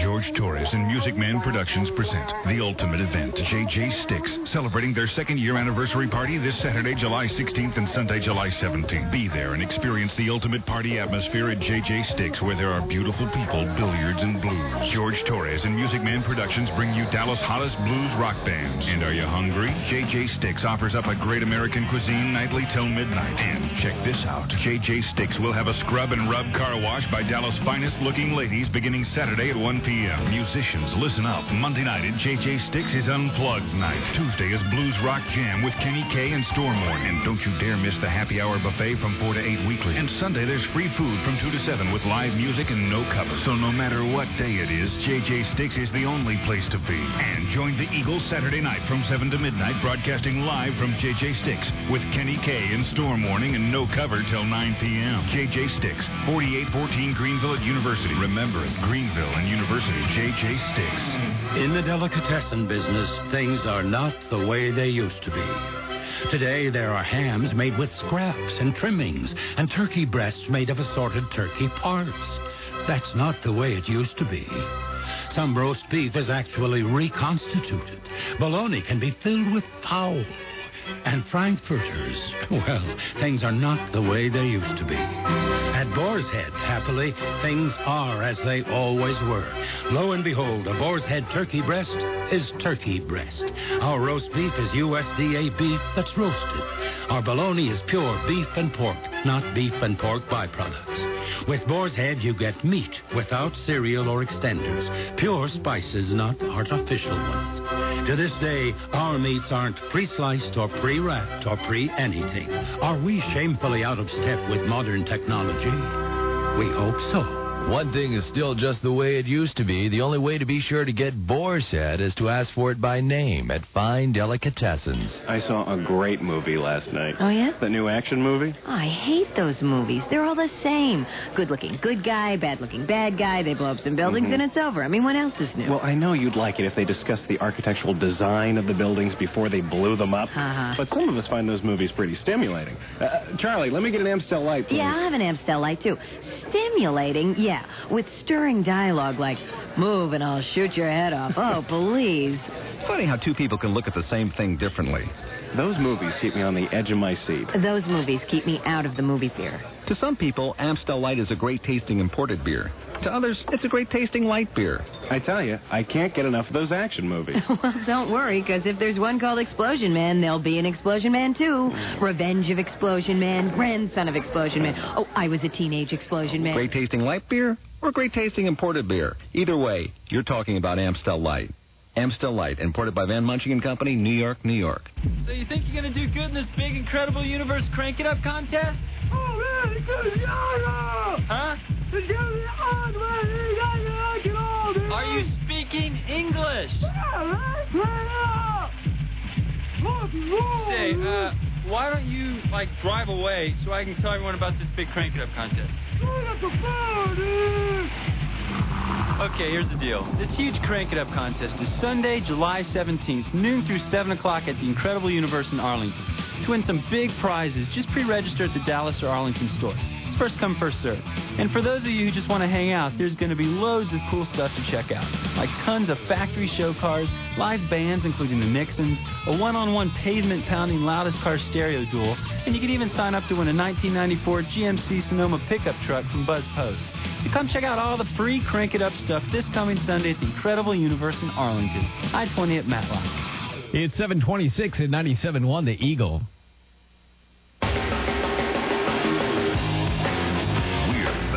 With the Howard Stern Show. And it's Maria Melito bringing you the best of Stern. Once again, we have classic best of Stern. Well, as you know, Howard is always saying how bad Boy Gary's breath is. In this segment, he gets an unbiased person to help prove his point. It is classic best of Stern. How come I'm hearing voices? I don't know. The workers are outside the door. Oh, the workers are outside the door? Yeah. Oh. So anyway, but I'm not complaining. I like working here. You know what it is, boss? We just need, you need to give another day and have a little bit more understanding. And then if by Thursday they don't have it together, but they just need a little time. There's a lot going on. Get out of here. You are such a moron. That's your attitude with everything. I can't sit here anymore. Oh, his breath? Gary, you can't breathe into Robin's face when you talk. She's making that up. She's not. These cigarettes, I'm getting It's not his cigarettes, it's his caps. He doesn't know how to brush his teeth properly. No, you don't know. There's dust coming off. I'm about to start coughing. I'm trying. It's like the arid desert over here. No, Gary, you really do have bad breath. We were talking about this. Jackie and I were talking about this on the weekend. Yeah, and I want to know why. We were sitting by. That's exactly what I was thinking about. That debate you were having. That's cigarettes. That's I want to know why. We were sitting by the pool, and Jackie goes, I think Gary's bad breath is his cigarettes. And I go, Jackie, absolutely. Jackie's like a real nice guy, and he's blaming it on Gary's cigarette. I said, I'm going to tell you exactly what's wrong with Gary. My caps, how could caps give you bad When breath? you have caps, right? Food, believe it or not. No, it doesn't. That was the old caps I had. These are the new caps. I know what you're going to say. Food gets lodged in between your teeth and the Food gets caps. lodged. Now, you never... Look at Robin. She's getting away from him. Gary, food gets... In other words, first of all, you never learned how to brush your teeth properly anyway. I can tell by looking at your gums. Well, I do have bad gums. You do because you don't know how to brush. I could teach you. You're only 26? If you want... See, I used to have bad gums, and then I had a dentist, an excellent dentist, I found in Great Neck. I should give him a plug. The guy saved my mouth. Yeah. This guy, Dr. Kaufman. Jew dentist. But, man, I tell you. He knows his teeth. The guy, and this lady who cleans my teeth, Judy, she sat down and said, you don't know how to brush your teeth. You're doing it wrong. Oh. You don't know how to massage your gums. Now, don't you feel stupid? I felt stupid, but, I said to her, thank God for you. You saved my teeth. You saved my damn teeth because they told me I was going to have gum surgery. I think you're in the majority, though. Yeah, and then, by the way, I'm bringing this up because most people don't know how to brush their teeth and save their teeth. And I look in Gary's mouth and I see a disaster going on with those gums. Tell me something. When you eat spicy food, does it hurt your tongue sometimes? My tongue? Yeah. Does it bother your tongue and your gums? No. No? Not my tongue. No, he's burned everything out. He can't feel a thing in it. Quiet, you. Your gums don't... But your gums ever, burn and, sometimes you get little, infections and stuff in your gums? All of his nerve endings. Yeah, they do. He doesn't want to answer. No, I haven't had that problem in a while. So what happens, you get little food particles caught in there, and you don't know how to brush properly, and your caps start to smell because you get those foreign caps in your mouth. I've never had anyone complain. I've kissed women. Women have never... they're not going to say anything. Sure to they you. are. If your girlfriend must be in a coma. Yeah, she smokes, too. She must be in a coma, your girlfriend. She can't call her. She's in a coma. She's in Florida. She's with Karen Ann Quinlan somewhere. Oh, no. She's unconscious from breathing in all those fumes. I forgot. I was in the car. What happened to Karen Ann Quinlan? She's still alive? No. I'm sorry to hear that. Gary's dating her. That's the only girl that'll kiss him. He kissed her one too many times. Oh, man. Big guy ought to call her for a date. She could handle that breath. It was vodka, two and all, and French kissing with Gary. Gary, I don't mean to embarrass you here, but you got to do something about those gums. I'm going to lay you on to my dentist. Maybe I should send you over there. I got the dentist with the same name. Yeah, but I don't know. Where's he from? You know what they're going to have to do? They're going to have to get in those astronaut things to get Gary's mouth. They have to put on, a spacesuit to go work on Gary's mouth. We're going in now. The caps look pretty bad. The gums, too. We're going in right now. How's my oxygen supply? Nurse Judy, you take the toothbrush, teach him how to massage the gums. mean, everybody gets bad breath. I do too. Like, if I don't eat for a while, I get bad breath. I'm not saying, but your breath is incredible. That's not true. Oh, it is, man. Gary. Well, we're all telling you. I'm over here wilting. And Jackie was being nice in the pool, and he's going, nah. He goes, Gary's breath is definitely from the cigarettes. I go, nah, it's a combination. Cigarettes don't help, but it's also he doesn't know how to brush properly. I see his gums. Well, it's the cigarettes that are getting to me now. It's really, Oh, man. No one has ever in my whole life. Robin's eyes are watering. Come on, Gary, take a hint. No one's ever in my life told me that I have bad breath. Because who else has the balls to tell you besides me? Oh, lots of people. My best friends would tell me. Face it, man, you need a mouth transplant. We're going in for the mouth transplant. No, people don't know how to tell each other they have bad breath. That's right. We had this problem. I had the before. worst breath in the world. I know because I didn't know how to brush properly. I ate all the wrong foods. You do everything bad. You smoke. You eat bad. You live. You get those caps. Drink. Oh, you got every bad habit on earth. Yeah, and your breath stinks. You smell. But I just can't believe you guys are having fun. I just can't believe it. Just go home and why don't you get some mouthwash? Seriously. Fine. But mouthwash is going to help you because you need to learn how to brush your teeth. No, you should walk around with those certs and everything else, Gary. You know? I mean, it's pretty damn sad when your mouth is your smelliest orifice. You know what I mean?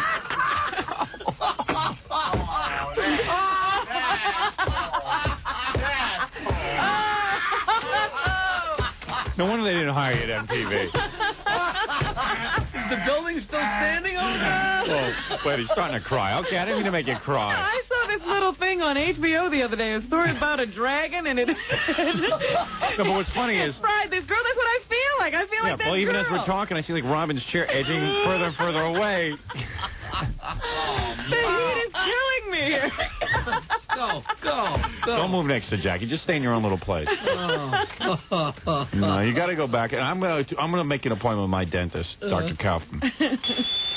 We're going to get to work on you. I don't like dentists. I know you don't. That's your problem. And they got a lady there, this nurse, who like teaches you how to massage your gums and stuff. And in 2 weeks, your breath is going to start smelling good. It smells good now. Oh, yeah. To you, it does. Go like this. Cup your hands over. Oh, no, you'll knock your mouth. I know other people's breath that you can smell, and I know when I put my isn't it sad how the guy with the smelly breath is the last one to know? It smells good and bad is what it smells. Listen, I'll tell you something. Sure, everybody smells. Why do you think I cut my armpit hair? I get this. The deodorant was being absorbed by my armpits. What do you think I did? No, but I'm telling you. Your bad breath is famous. In fact, I know it's famous. In fact, I don't even. You know what I'm going to do? No, I'm going to make a dental appointment for you under a fake name. I don't even want the dentist to know you're coming. I don't want to scare the dentist. I'm going to say like Ralph. I'm not saying your breath is not the worst breath in the world. But it's close. No, it's not even close. I've smelled. Yeah, right. Okay. I smelled It's not as bad as that bad stuff, right? No. The one that we know. No. Okay. No. But today with the cigarettes, it's pretty lethal. Really, it was getting to. You must have just smoked a cigarette. And then when we have guests in here, Gary comes over to their microphone to use their microphone, and I see them wilting. Oh yeah, right. Joe Walsh couldn't stand my breath. Yeah, Joe Walsh laughs at your breath. Right. Joe Walsh laughs at your breath. It's embarrassing. So smelly. But I smell tuchus better than that. Oh dear. Well, you got to get to work on those gums. Gary's proctologist put his finger in Gary's mouth. Didn't want to go in here. He was just going by scent. Yeah, he made a mistake. Should open up and went into Gary's mouth. What are these teeth doing in My God, you got teeth in your tuchus. Problem. It's calcifying. Man talks through his tuchus. I smell circus. Oh, goodness. He's got a tongue in there. Oh, man. Well, thank God for us that we tell you. At least thank we are God friends. for you, and I just want the listeners to know that I do not have bad breath. Oh, Gary. Wake up and smell your breath. Wake up and smell Wake up and smell your own. What do you brush before you go to bed? What's that? Do you brush before you go to bed? No, I brush when I get up in the morning. You not before you go to bed? Before you go to bed? Oh, man. No, that's when you have to spend like 10, 15 minutes massaging your gums before you go to sleep. Because your mouth gets filled with bacteria all day. And there it is, cooking all Once night. a day you brush? Yeah. Oh, man. Oh, Yeah. man. And what day is that? Well, yeah, once a day, once a month. Oh, man. Ooh, Gary. Oh, wow. Wee, oh. Way, oh, way, oh, way, oh. Smell like an Smell like a cesspool. Smell like a...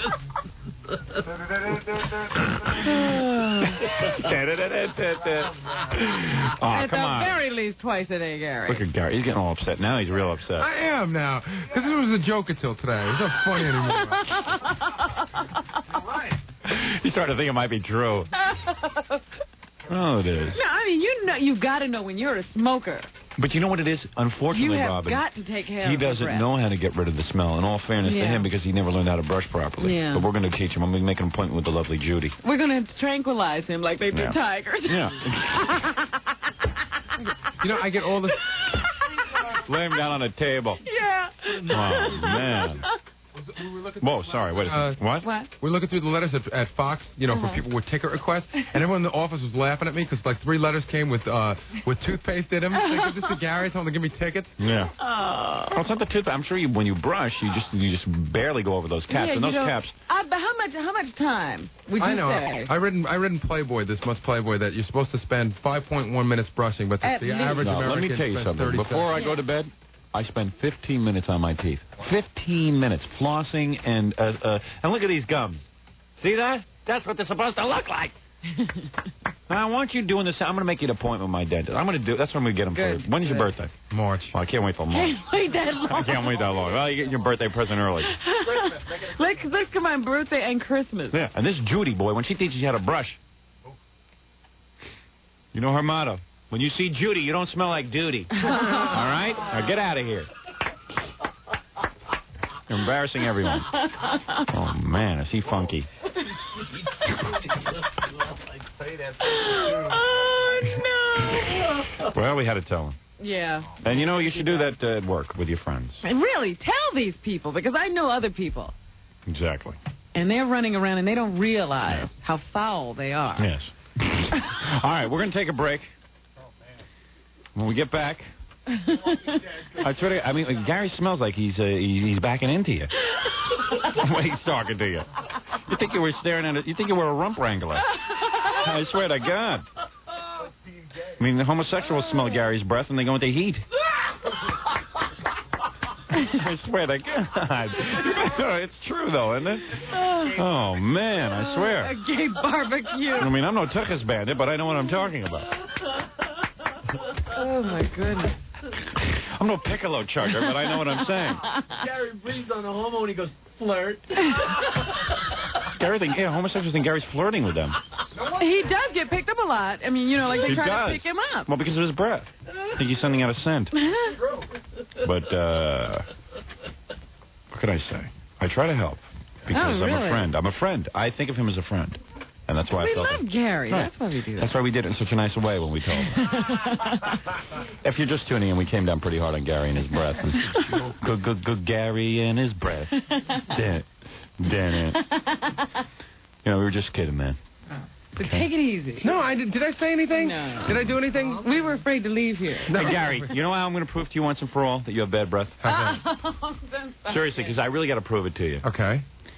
I want you to get 3 people off the... Tell Dave to get 3 people off the street. But no, wait, you want to know something, boss? Can I say Wait something? a second. This isn't a good morning. This is Hold a it. good No, I morning. just smoked a lot of cigarettes, and then I drank some of that Nutrisystem stuff, and milkshakes, and that coated my mouth, and it's just not Wait right. a second. I'm going to lose. I'll tell you, I'll lose right now. All right. No, It won't be pleasant. Tell Dave to get 3 people off the street. 3 strangers. Have them come up. And we'll have them smell your breath. But I don't want you taking any mints or anything before. No, because no, I I think want this you. is something you should know. You know Really, what it because is. this will prove.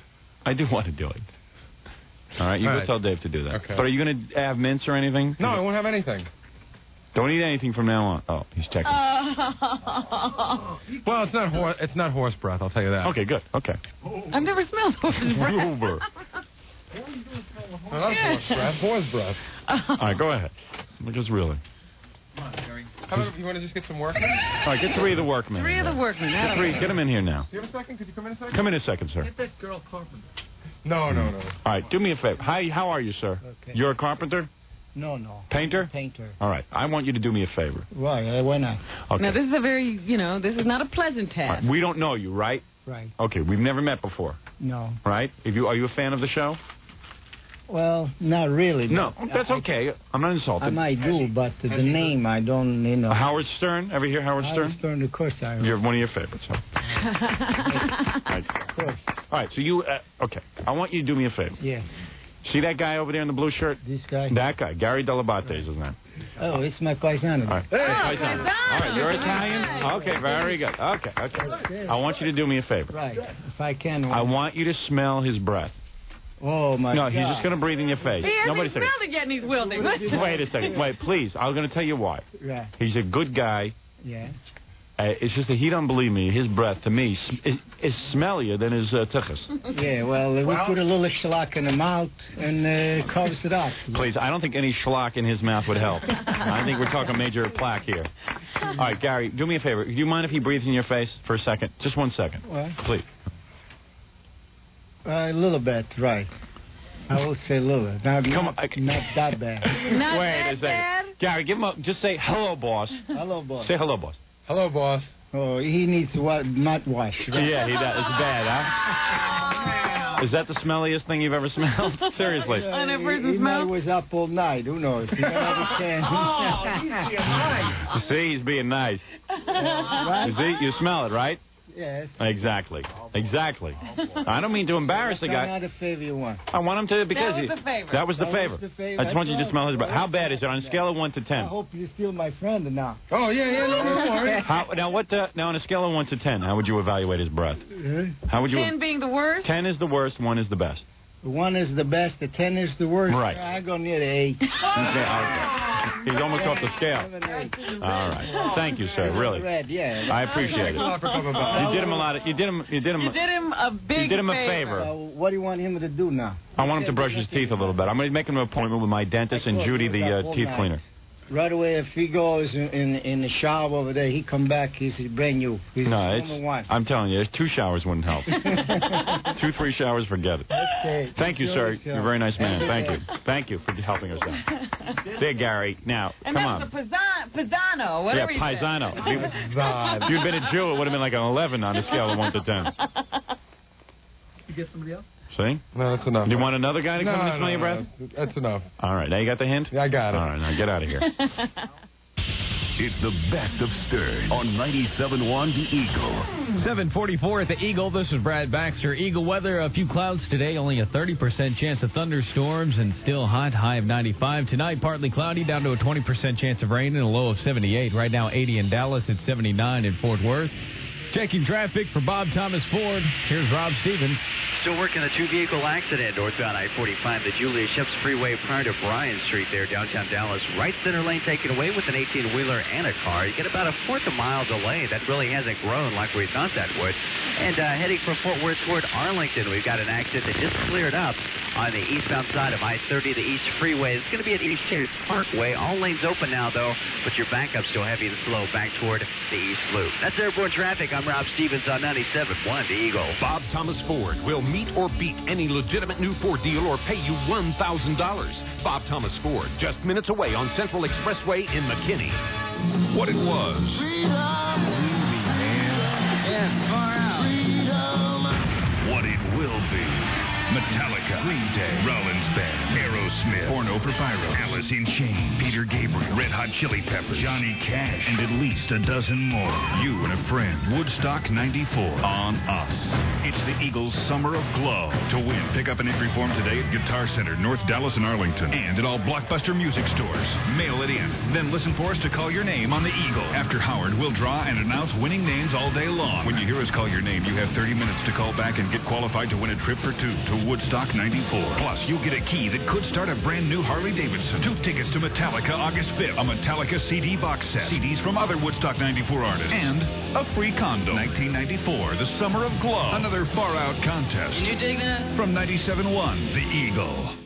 Let me tell you about exclusive vending. You and I have been talking about going into the vending business. It makes sense. For under $8,000. Can you imagine this?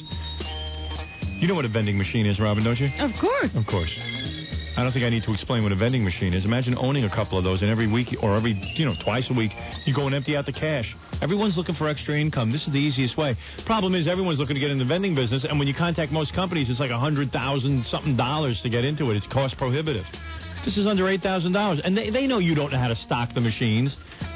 And they know you don't know how to get a route, and how to place these machines. They do all that for you. It's an amazing deal. They teach you in this business. Yeah. Teach you, they do it for you. Well, that's better. Yeah. I don't want to be taught anything. Only the Menendez boys resent that. You don't have to teach me how to take money out of the machine. I'll figure a way out. Anyway, if you want to get into it and get, everybody's looking for extra cash.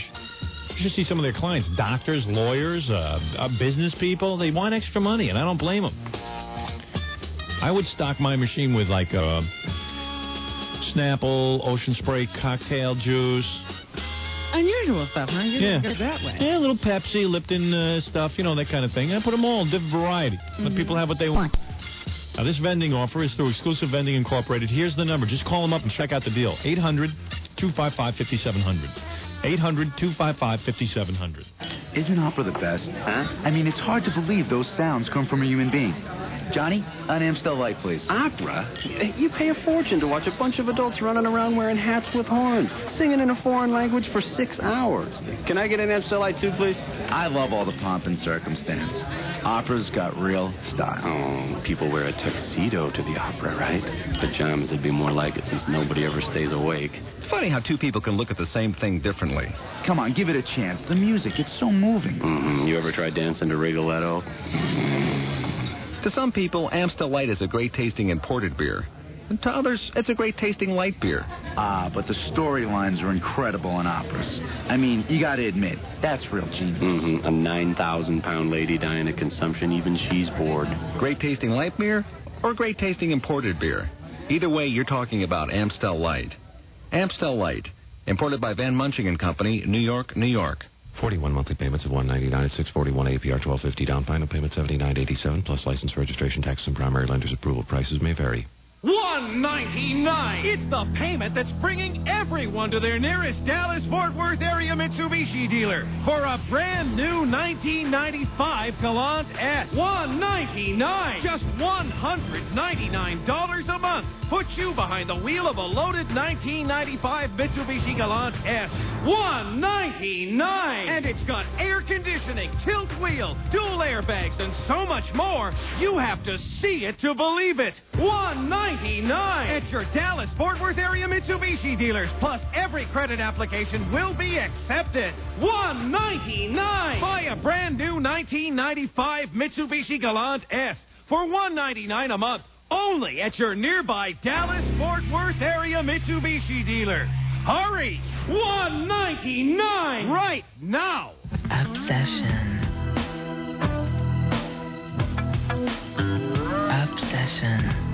Obsession Gentlemen's Club is now open. Obsession Gentlemen's Club is where you will find the most beautiful women in North Texas. Beginning Wednesday, join Obsession for lunch. Obsession's lunch special includes free hamburgers and chips with $2 draft beer and $2 well drinks. Or take advantage of the $2.95 ribeye special. Where else but Obsession can you eat, drink, and enjoy the scenery for $5? At Obsession, there's never a cover before 2 p.m. And don't forget to register for your free VIP party for you and 7 of your friends. All the fun starts daily at 11 a.m. Obsession Gentlemen's Club. Located at 3094 North Simmons Freeway between Inwood and Mockingbird. Obsession Gentlemen's Club will be expecting you. How come Heineken never uses our ideas for their commercials? Because our ideas stink. Not too loud. Yeah, okay. Well, this time I got a winner. A winner? Mm-hmm. I'm thinking maybe we use the chairman as a spokesperson. The chairman as a spokesperson? Yeah, not the real chairman. No. He hates being on TV. As I recall, he hates us, too. Yeah, that's true. Yeah, we'll get an actor. Mm-hmm. Yeah, a tall, distinguished, grain around the temples kind of guy. No. More of an everyman. You know, shorter. Yeah, short, yet with stature. Confident, yet humble. Yeah. Should he have an accent? Why an accent? Well, Heineken's an imported beer. Oh, hey, we could film it in Europe. In Europe. Road trip. No, come on. What should he talk about? He should talk about Heineken. Yeah, but talking about Heineken just seems so, what's the word? Obvious. Bingo. no message from the chairman. That doesn't make a beer taste better. So it's certainly not what made Heineken the #1 imported beer in America. You think maybe she'd be bald? Yeah, bald but with hair. How do we do that? It's advertising. We can do anything. Heineken. Just being the best is enough. Imported by Van Munching and Company, New York, New York. It's 7:51 at 97.1 The Eagle. We're back with Islamic fundamentalist Alid Muhammad Khalil Stern.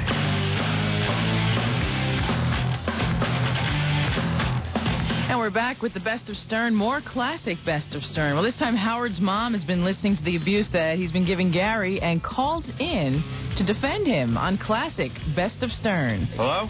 Hello? Who's this? This is your mother. The one woman I didn't want to get in touch with, I get in touch with. I don't think we want to talk to her this morning. What did you say?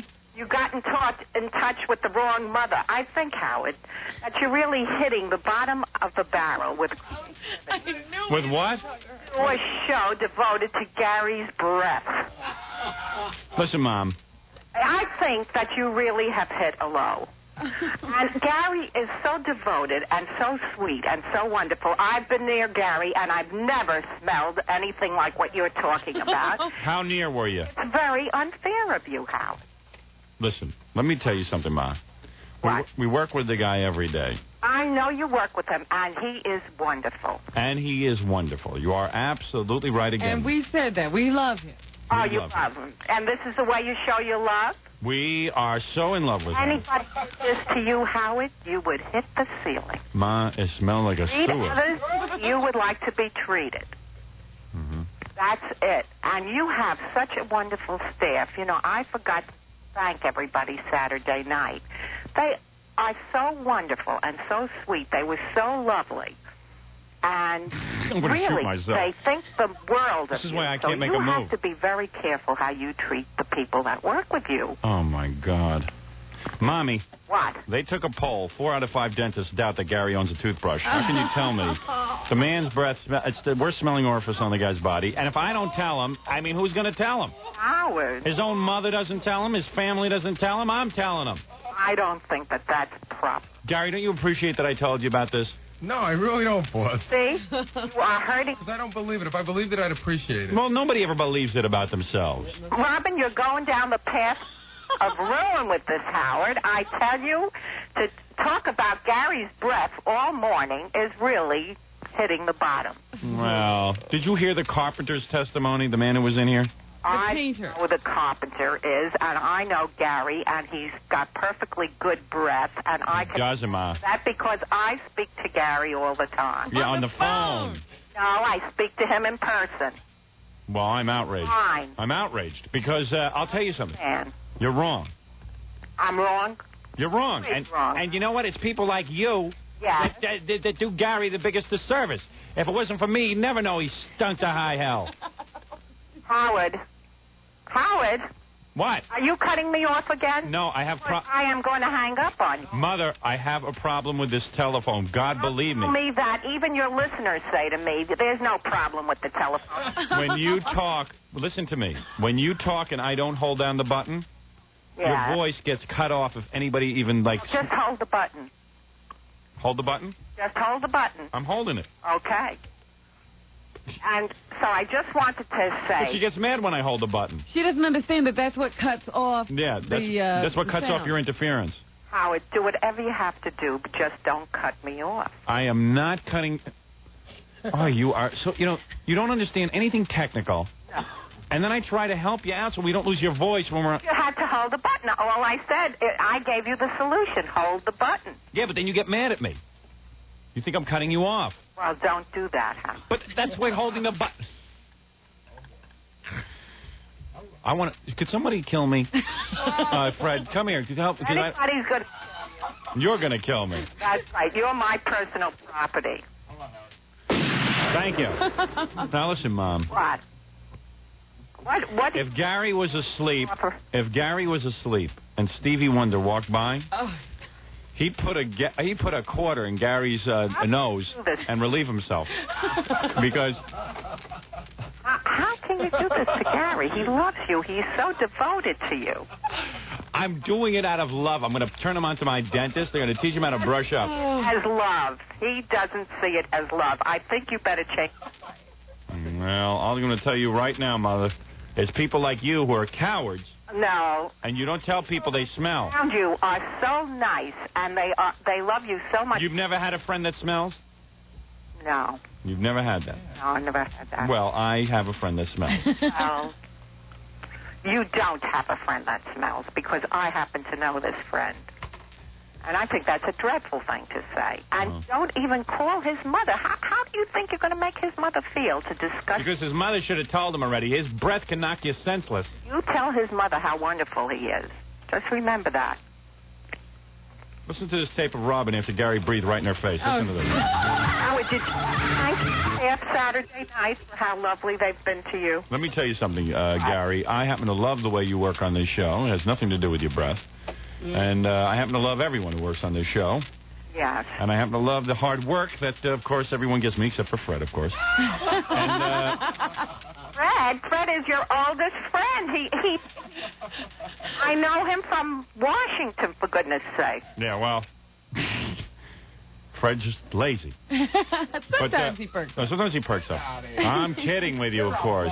Listen, now he's jumping ship. He's going over to the other side. Oh, come on, Fred. I was kidding with you. What?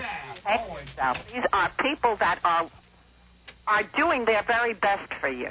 Well, that's true. You know that, Howard. This is your staff. Did you thank them all properly Saturday night? No, he didn't. I did. Hey, don't say that. Jackie, what did I say to you? Are you cutting me off again? I have to cut you off.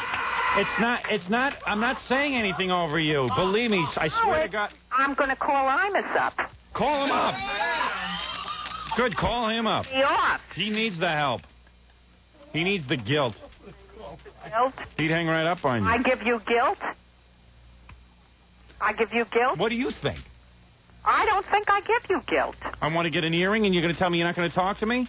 That's not nice. The earring again? That's the one thing I ask of you, not to get an earring? Oh, that's the one thing you ask of me.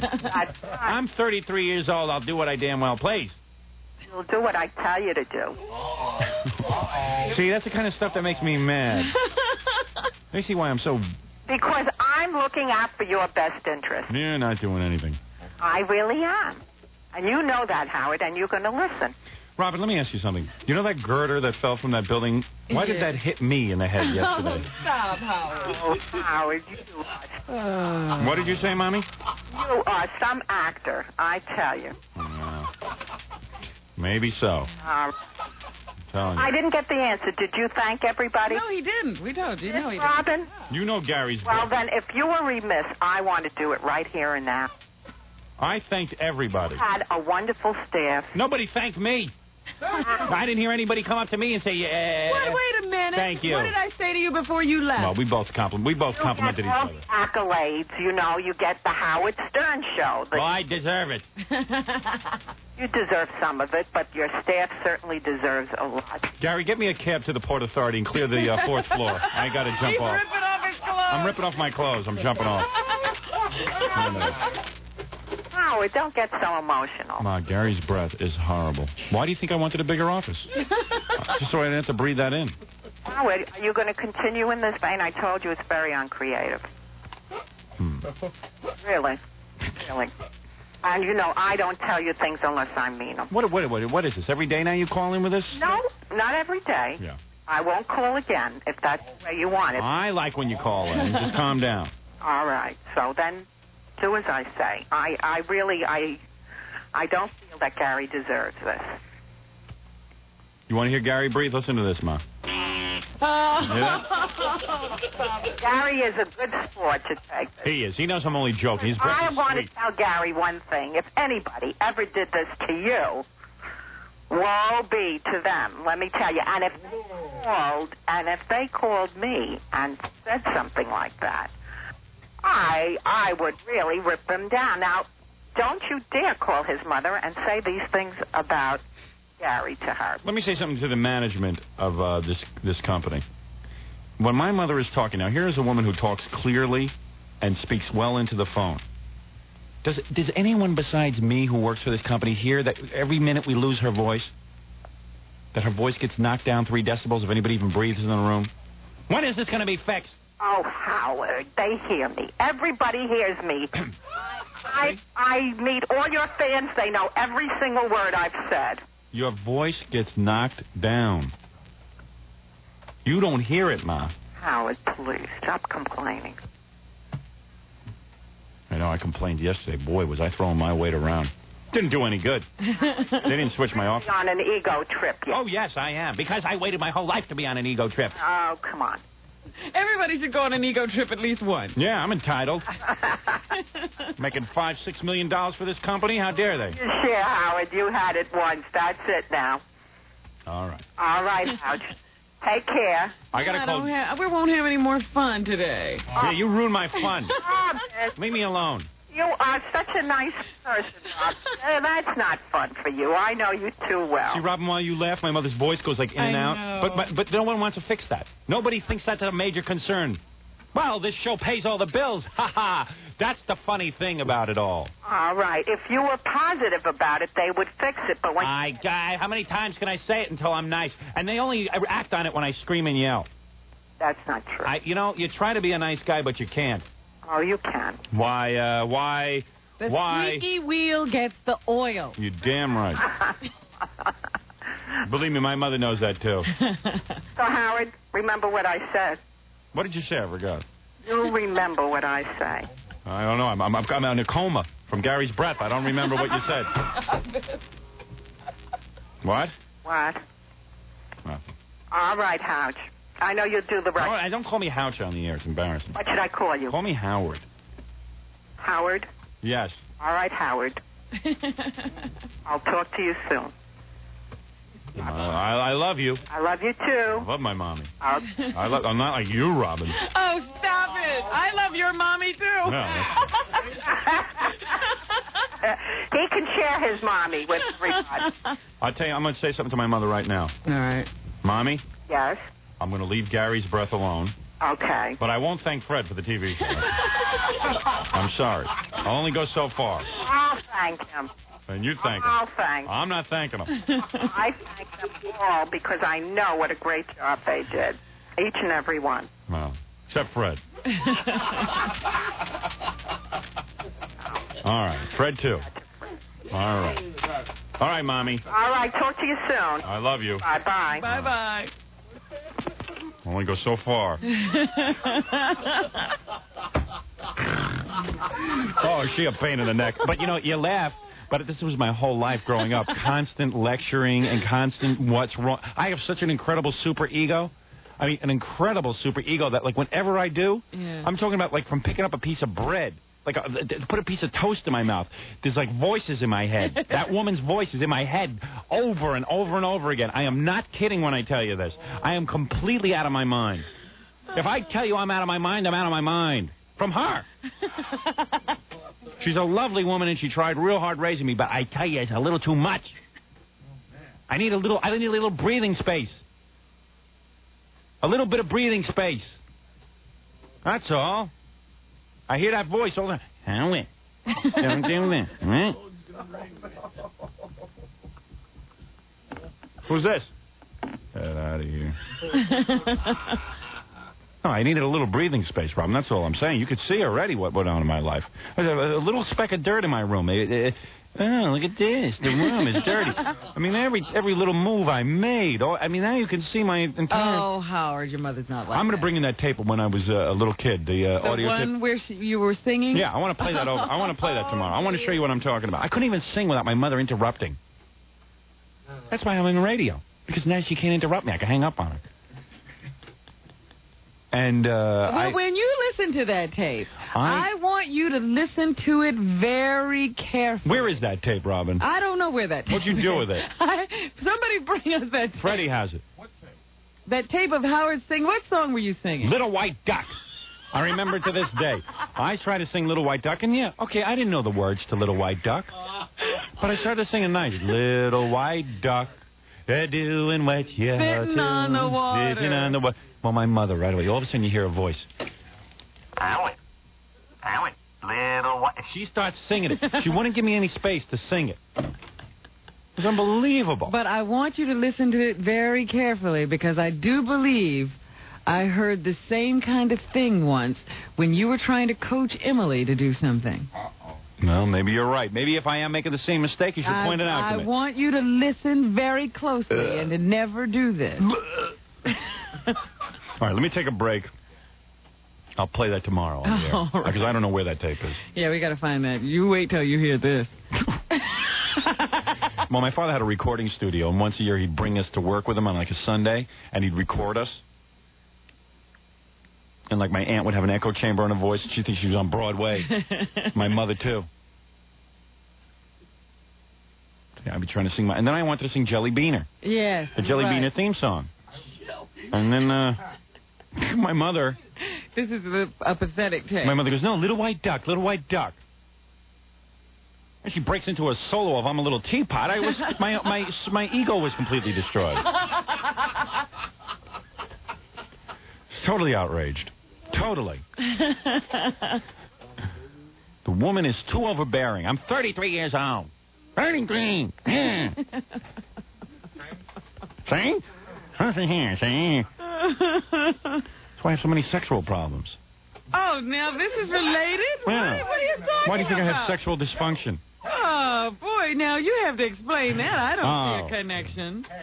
Why do you think I want to create a porno movie and chain women up in my basement? All right? What do you think it's from? What do you think that's from? Good upbringing? Sickness. Just I do everything to repress those desires. I'm not even man enough to like go out and do what I want to do. Oh, you don't want to do that stuff. I don't mean that. I mean get an earring. Oh. I'm not even man enough. Like a woman.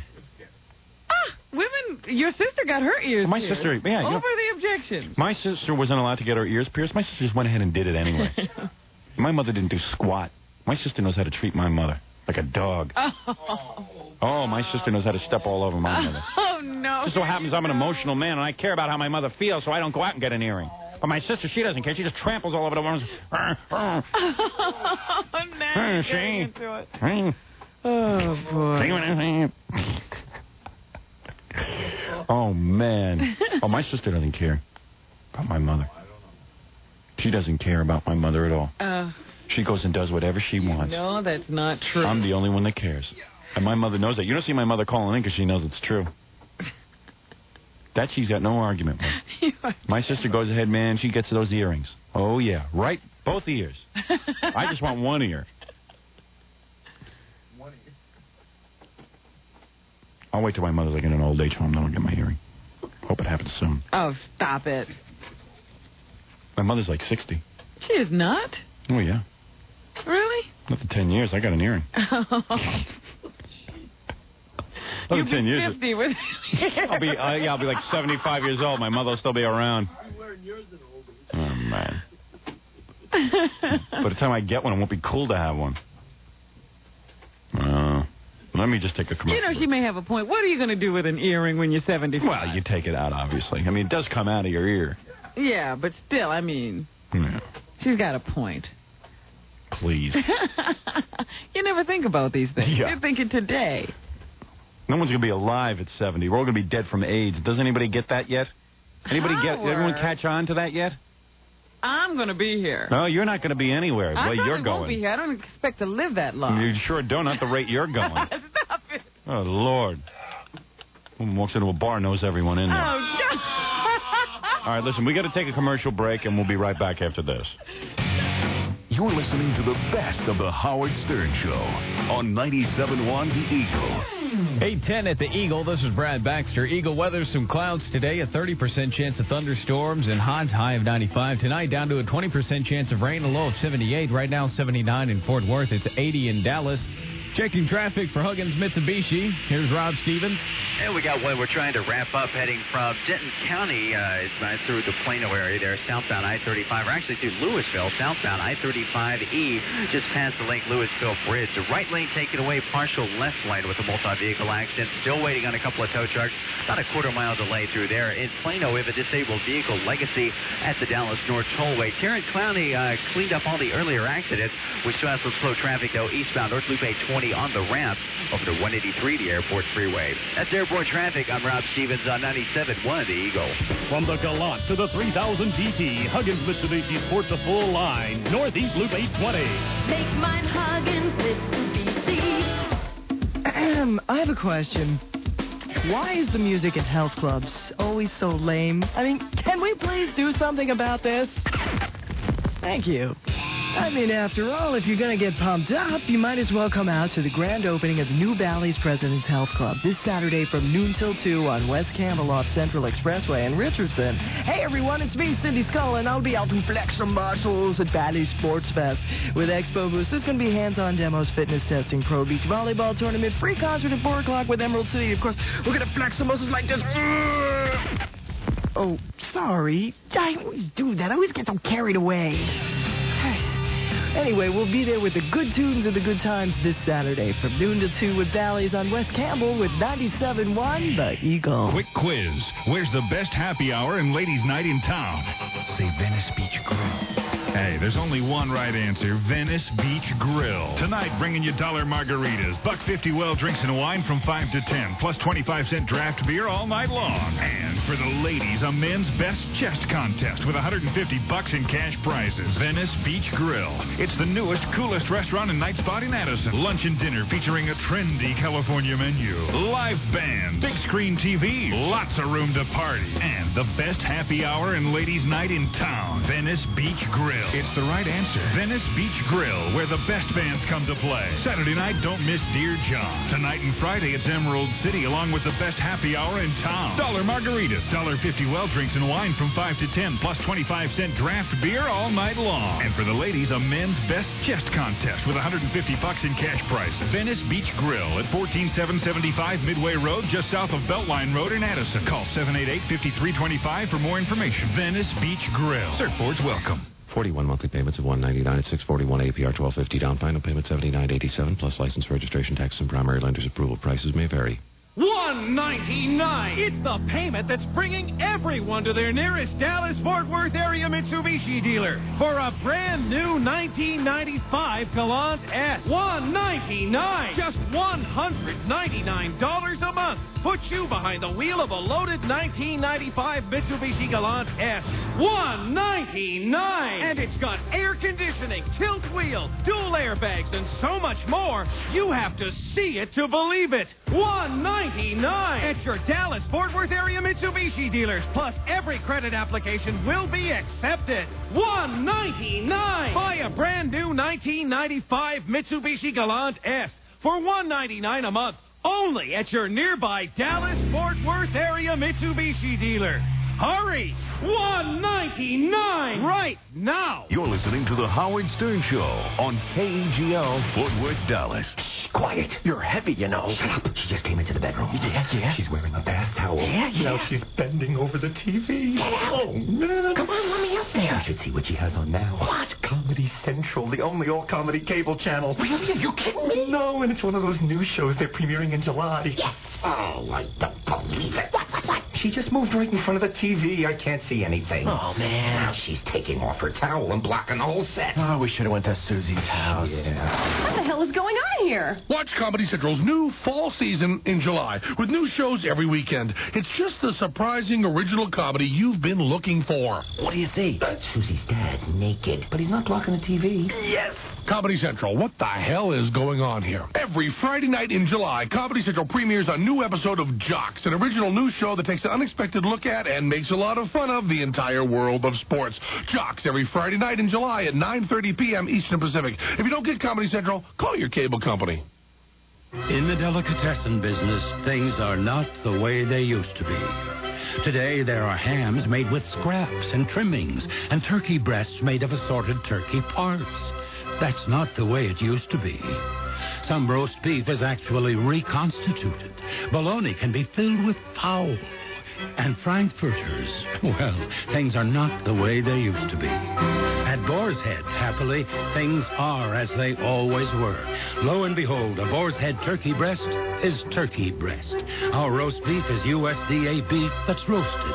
Our bologna is pure beef and pork, not beef and pork byproducts. With Boar's Head, you get meat without cereal or extenders. Pure spices, not artificial ones. To this day, our meats aren't pre-sliced or pre-wrapped or pre-anything. Are we shamefully out of step with modern technology? We hope so. One thing is still just the way it used to be. The only way to be sure to get Boar's Head is to ask for it by name at Fine Delicatessens. It's 8:16 and 97.1 The Eagle. We're back with the Howard Stern Show. And Jackie Platinum Joke Page Martling to order Jackie's Wild Comedy CD. It's only $10 plus $3 shipping and handling. The price includes a full-color Jokeland catalog. Call 1-800-323-5464. And Tuesday night, July 19th, Jackie will be at Jenkinson's, along with Jake Thomas, who is Jackie's backup keyboardist, and that is from Point Pleasant Beach, New Jersey. And for info and samples of Jackie's CD, call 516-922-WINE. Well, we have more classic Best of Stern for you. This time, one of baseball's greatest living legends stopped by to visit Howard. Who are we talking about? Who else? It's Mickey Mantle on classic Best of Stern. All right, Robin, put your blindfold on. Oh, it's time? It is time. Gary, you're going to give us a, well, get the mystery guest in here. We're on this microphone. What is it, 3? Yeah, the guest microphone. Okay. This microphone right here. All right, I'm blindfolded. All right. You got the guest mic open. Yeah, Gary says this is a real good mystery guest. We're going to be real happy. Gary. We're dependent on you, pal. Your butt is on the line. You've really revved us up for this one. Got me excited. Maybe I should take off my glasses here. Does he want to change his statement? When I have that blindfold on with the glasses, it like... You can see, I know it. No, it presses into my nose. Oh, okay. Uh-oh. All right. Now, don't peek. Hey, mystery guest, disguise your voice, okay? What? The guest is seated. The guest is seated? Hello, mystery guest. Hello. Ooh, good disguise. That's a disguised voice? Hello? Hello. Is that all he's going to say? All right, you want to go first? What? Ask me something. You're not disguising your voice anymore. Hey, Gary, give us a clue. The clue is he's a living sports legend. Oh, sports legend. Mickey Mantle. Oh, thanks. Is it Mickey Mantle? Yeah. Oh, it is. Mickey Mantle. Whoa. Hey. How'd you know that? Good guess. That was a little too easy, Gary. Living sports legend. Well, I opened with the voice and then saying the living sports legend. I had to know it was Mickey. Hey, Mickey. What's happening? I see y'all. Hey, where do you... I've been listening to you. I've been out there for an hour. You're telling Jessica not to go over there until like 3 o'clock, and you left me out there an hour and a half. Well, come on, you know. Well, here you can sit. Here you don't you want can to sit relax. at Phil Donahue. You've been on Phil Donahue. I've seen you on there. No, you haven't. I haven't? No, I saw him on with that psychologist who used to interview people. What was his name? Ted the psychologist? I've been to him. He didn't help me at all, that guy, Ted the psychologist. I went on almost, I had a book out about, it's been out about 2 years. Yeah. Autobiography. And I've been on almost all those shows except What was Donahue. his name? Koppelman? What was that guy's name? I can't remember it now. I know who you're talking about. I don't remember his name either. Yeah. All I know is, man, I know everything about Mickey Mantle there is to know. Really? Yeah, I know there's a lot of guys who think they know about Mickey Mantle, but I know about Mickey Mantle. All right, you tell us about Mickey Mantle. Lifetime batting average, Be 298, careful, right? Hey. Yeah? You know something? 536 career home runs. That's right. Right? Yeah. How does he know this? I'm not even reading this stuff. You are too. I am not. Yes, he knows nothing about sports. 1,509 ribbies. Oh, stop it. Right? I know about it. No, this is about your video cassette. I know what I'm talking about. He's played in 12 World Series. Ooh. Let's see. What else can I think of? 25 career pinch hits. How many home runs in World Series? That's tough. I'd say about... It's a record. You should know that one. I'd say about 100. It's a lot of... 100. Well, get out of here. Well, that'd be a record that's hard to break. Mickey, I got to be honest with you. He's reading. I'm reading, and not only am I reading, I don't know jack about sports, but because, quite frankly, I was one of the most uncoordinated children ever. But I'm sort of getting into sports now. I play softball. That's good. Thank you. Hey, what do you got, a video cassette? Yeah, it's with... oh, look at this. Tom Severs and Gary Carter.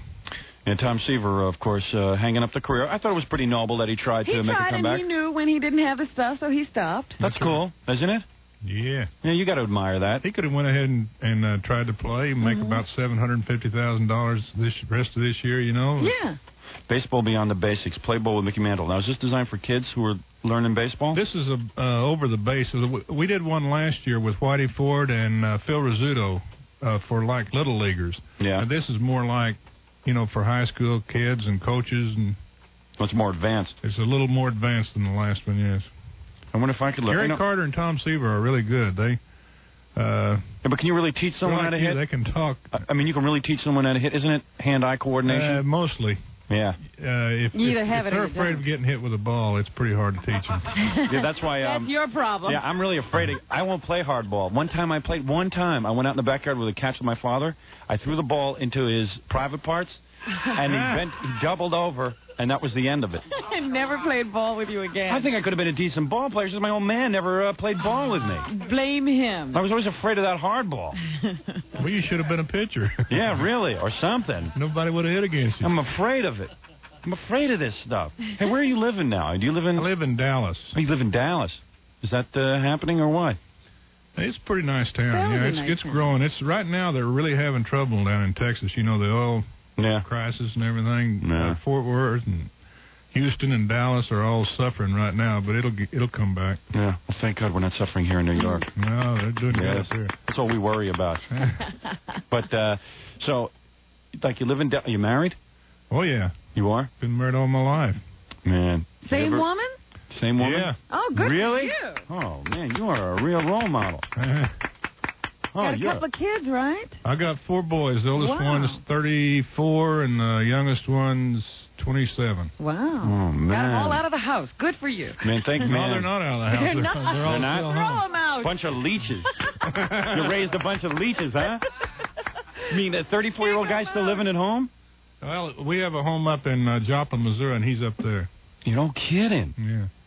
What's he doing? What kind of... Well, having fun. You're a great dad, boy. You give them all houses. Oh, yeah, my old man, boy, I tell you. They work. They all have little odd jobs every once in a while. Odd jobs.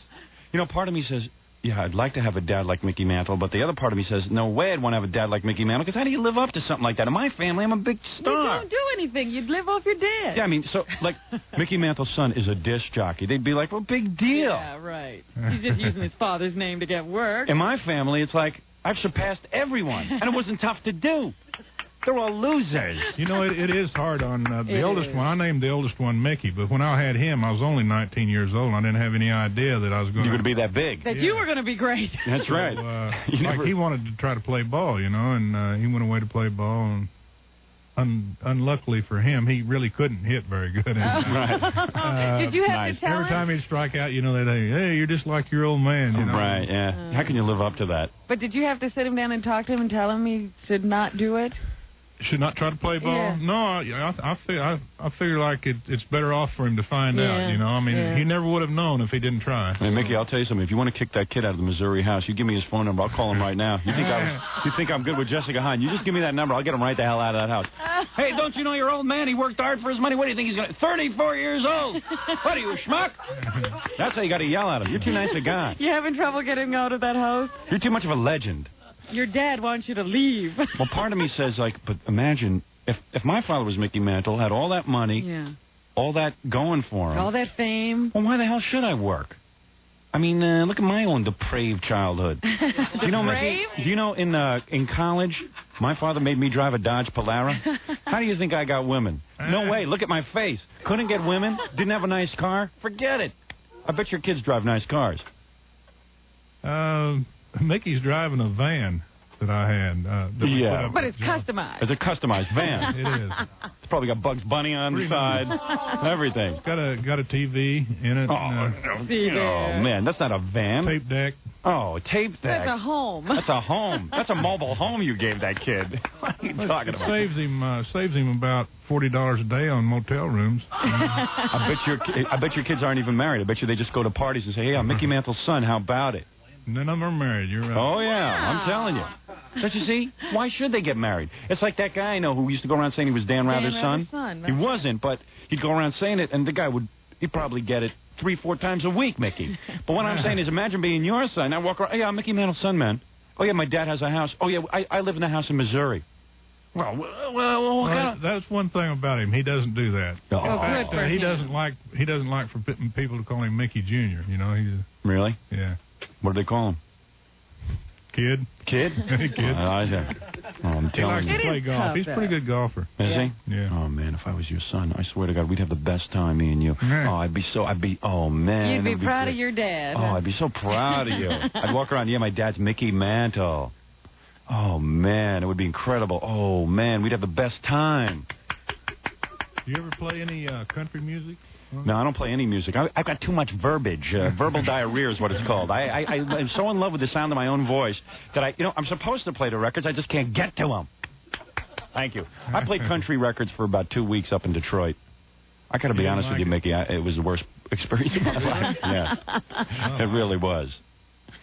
I mean, I can't hardly get it up here either. No, we keep losing our the country Mets are not in stations. town. They play country music over the Mets station. Yeah, they're not even doing that anymore. They're going to go all sports. They're all sports. Yeah. Oh, no. Yeah. But, how can you think about some of those hillbilly country Waylon singers. Jennings? Waylon Jennings. I think he's up to no good, that Waylon Jennings, man.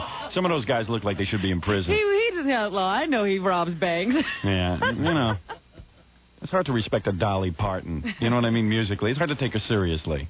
It's hard. And Dolly's one of the better ones, Yeah, I mean, I could almost sort of get into her voice. You know what I'm saying? Yeah. They're no good. You got to get out of that. Get you some Sgt. Peppers. Yeah, we'll get you into the Beatles. That's the problem. You never really sat down and listened to Sgt. If you're Peppers. long enough, I'd have to get out of it. Yeah, you would. Anyway, Mickey Mantle's here. We got to take phone calls. Definitely. People want to speak to you. I saw you on Larry King once. Wasn't it Larry King I saw you on? That's when I had the book going. We got the greatest baseball player ever lived, Mickey Mantle. Hey, man. Hey, I can't take that voice. It drives me crazy. Start smoking again. Yeah, really. Go be with Angie Dickinson and have another heart attack. Can you imagine that guy with Angie Dickinson? Did you see the face on that guy, the puss on that Larry King? He's with Angie Dickinson. No, he's not. He was, too. I don't know. I think it was a publicity thing because he's getting back together with his ex-wife now. A Playboy model. Where does that guy come off with a Playboy model? I don't know. He's a disc jockey. What the hell is that? You tell me, Mickey Mantle. You know the answers. Where does that guy come off with a Playboy model? I don't know. You're on your own now. I'm not going to get in an argument with Larry King. I'm telling you. Oh, believe me, don't be afraid of him. If he's lucky, he's making $90,000 a year. Lucky if he's making $90,000. And he's got 8 jobs. Don't be too impressed with him. And we're going to have Open Phone America. He's got a TV show, sure, but it's on cable. It's on CNN. What is that? That's nothing. That's not. I could have that. I could have a cable TV show tomorrow. Tomorrow? I'd rather be on CB radio than be on that cable. I'll be honest with you, Mickey. I got my problems. Obviously. Well, we should ask Mickey about what he thinks of baseball today and all this free agency and oh, he'd love to what's be in on happening. That. Mickey, you'd be making. You'd be making. Oh, can you imagine? 1.5 million. Everybody always asks me, how much would you be making now if you was playing baseball now? Unbelievable. Did you read what DiMaggio said when they asked him that a couple of years ago? He passed out, didn't he? He said he'd go up and knock on the door at Yankee Stadium, and when Steinbrenner came to the door, he'd say, "Hi, partner." That's right. You bet. I realize, because, I mean, imagine, you were the draw. You were you sold out the house. I mean, just a percentage. I'll tell you how good he was. I don't even like baseball. I used to watch Mickey Mantle. How did you guess me after 2 questions? I heard your voice. I know your voice real well. Really? You're a legend. I didn't know that. Sometimes legends don't even realize they're legends. I know. They don't know how well known they are. Even it pervades the sport. Yeah. Because, you're known by everyone. Well, we'll have Open Phone America right after this. You'll like our phone callers a lot better than what you got on the Larry King show. Okay. They'll ask you everything but baseball questions. Anyway, Mickey Mantle is here because he does have a new video. It's called Play Ball. I'm going to watch this, seriously, because I've been playing a lot of softball. Will it help you in my softball game? Yeah. It will, really? Yeah. Gary Carter, the catcher for the Mets, is a good hitter, and he's really good at teaching he's damn good. Yeah, he's good. Basic facts about hitting. But you still have to be able to stand in there and... Well, if you're playing softball, you shouldn't be afraid of the ball. You shouldn't be afraid of the ball. Well, it hurts when it... It hits me sometimes. Oh, boy. Once in a while, I get hit in the face. It's an improvement, though. Did they throw as hard as they do now when you were in the batter's box? Oh, yeah. I mean, that's incredible to stand there and have that ball whizzing by you at 90 miles an hour. Yeah. As long as it goes on by you, it's all right. It's okay. Oh, dear. Hey, you know what? When we get back, I got a million questions for you. Okay. I want to know about which players were homosexuals in the locker room. All right? I want to know about that. Which guys were, Did you know about that stuff? Schwartz smugglers. You know what I'm saying? I want to know all about that, Mickey. It's about time you came clean with that. I know you want to talk about it. Yep. I Get want it to know. off your chest. I want to know which ball players you've seen naked in the shower, like Whitey Ford. I know you've seen him. I want to know Phil all about Rizzuto. that. Have you ever borrowed money from Phil Rizzuto? From that money store? Borrowed money? No. No. You know he's on those commercials. But it's right. They probably don't have those in Dallas. They don't have them in Dallas, but I've seen them up here. How come you're not doing more commercials? You could really do tons of commercials. You avoid all that? Nobody asked me. Really? I'm with Fujifilm. I do a commercial for them. Not a TV commercial. I do like 6 appearances a year, and they take good care of me. They do? Yeah. Oh, I'm looking for that myself. You're not doing any of that stuff like going to the casinos in Atlantic City or anything? I'm through with that. Through with that? Okay. Yeah. Hey, there's nothing wrong with that. There's nothing wrong with it, but he's through with it. I got banned from baseball with Willie I know, Mays I because thought I that took was That was ridiculous. I never was in the casino. Oh. I know. But you're back now. I was outraged by that. Yeah. I was one of the few people who was outraged. Yeah, Commissioner Uberoff, when he took over, he put Willie and I back in, or reinstated us. I wasn't even in baseball when I got... when you got thrown out of baseball. Yeah. They threw you out of something you weren't even in. Yeah. Oh, my goodness. Well, anyway.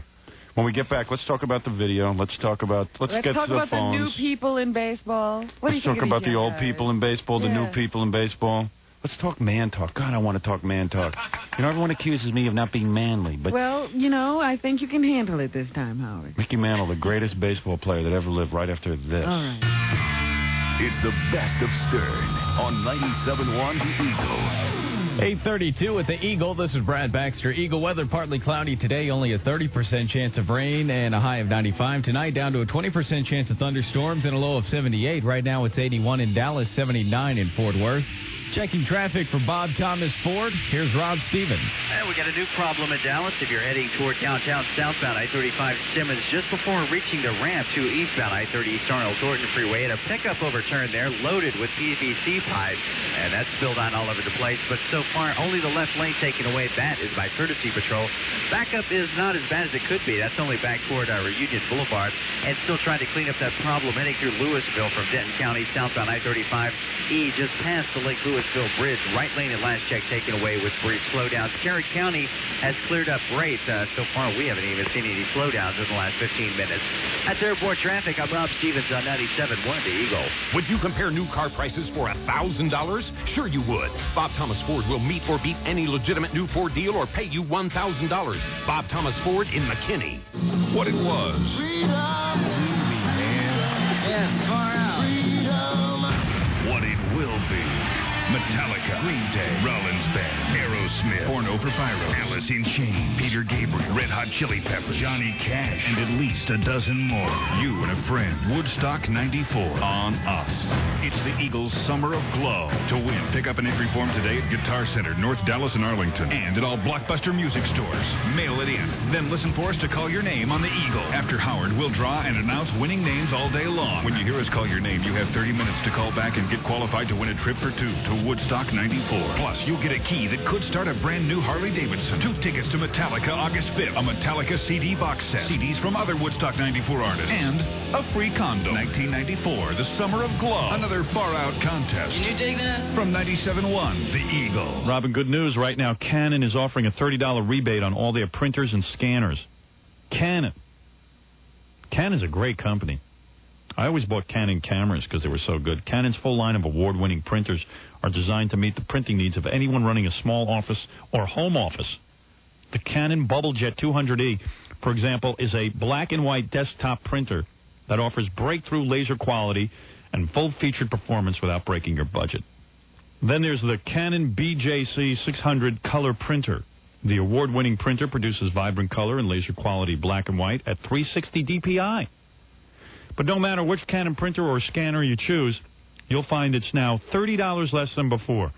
For more details and rebate coupons, see a participating Canon dealer or call 1-800-848-4123 for more information. Impressive-looking machines, and they really do the job.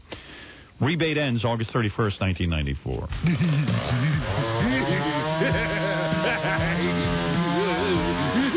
Hey, man, don't let just anybody cut into your car. Trust the trained professionals at Grand Prairie Auto Tint and Security. At Grand Prairie Auto Tint and Security, they got everything you need. They're an authorized dealer for Orion, Petra, Pioneer, Hyphonics, Excalibur, and Viper. Besides being the finest custom stereo shop in the Metroplex, the professionals at Grand Prairie Auto Tint and Security are experts in installing alarms and window tinting. Come in and check out their tint and alarm special. Right now, tint your truck windows starting at $54 and car windows start at just $84. Hey, don't trust your custom auto needs to anyone else. I'm cutting.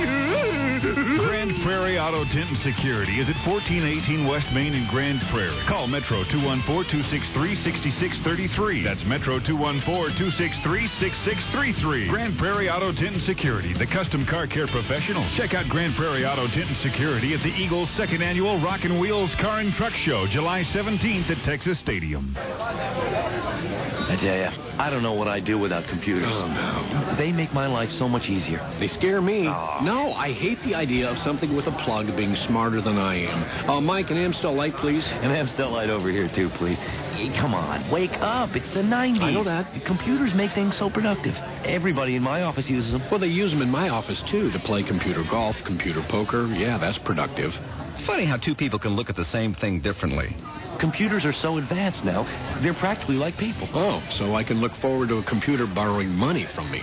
To some people, Amstel Light is a great-tasting imported beer. And to others, it's a great-tasting light beer. There's banking by computer. There's home shopping. It's so convenient. You don't have to leave the house. Great. A world full of people who never leave the house. That's progress. Great-tasting light beer or great-tasting imported beer. Either way, you're talking about Amstel Light.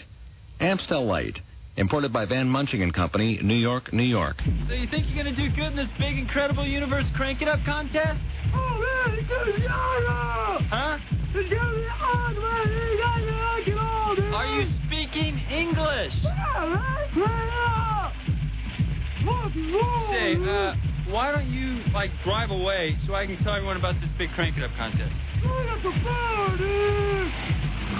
Okay, here's the deal. This huge Crank It Up contest is Sunday, July 17th, noon through 7 o'clock at the Incredible Universe in Arlington.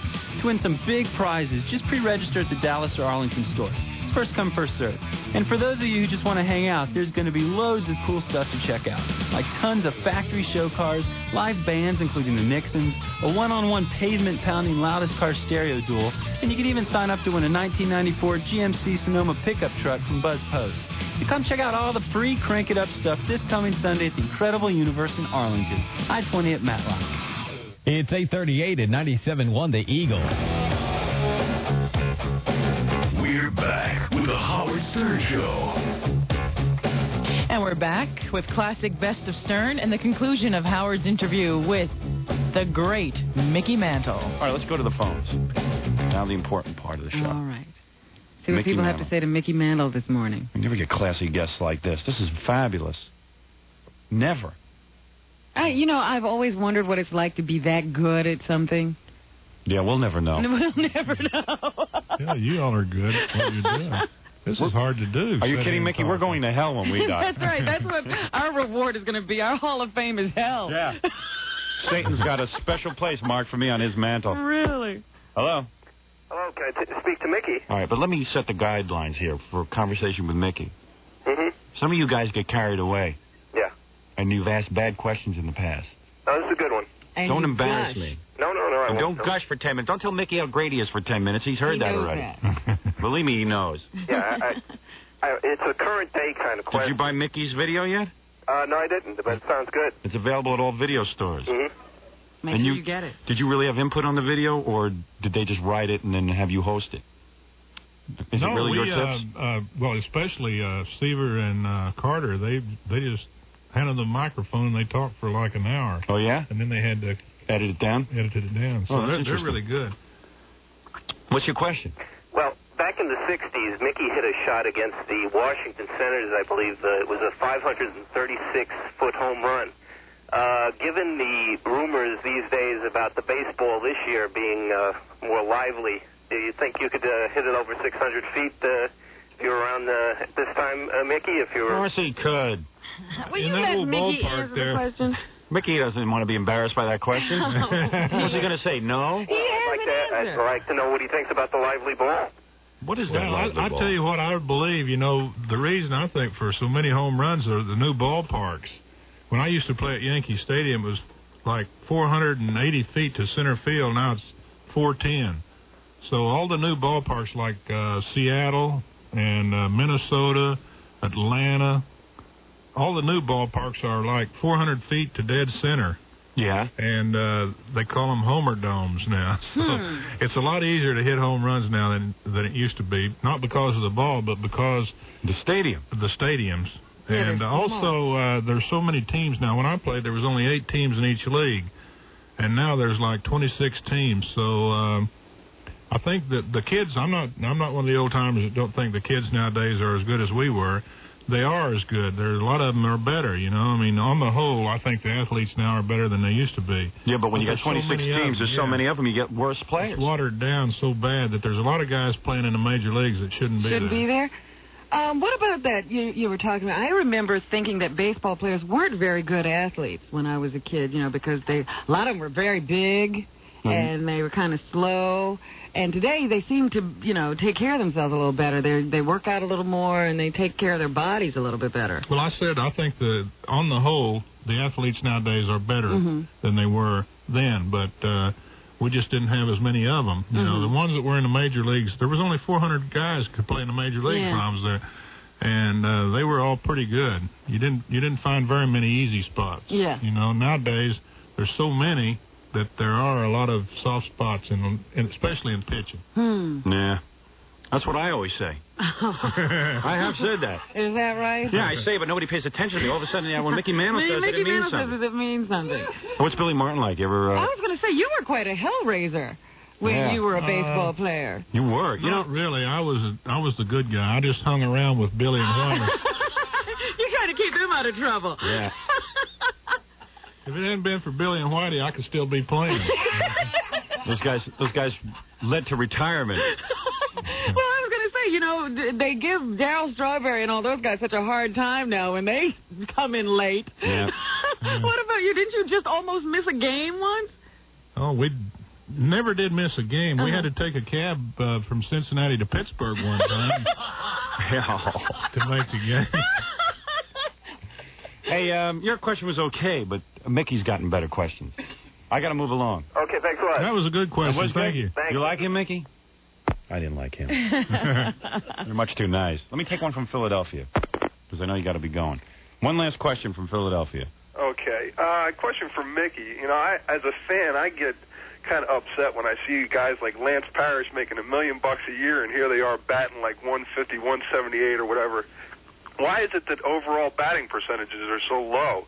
And, how does that compare with the way things used to be? You know why? I'll tell him why, Mickey.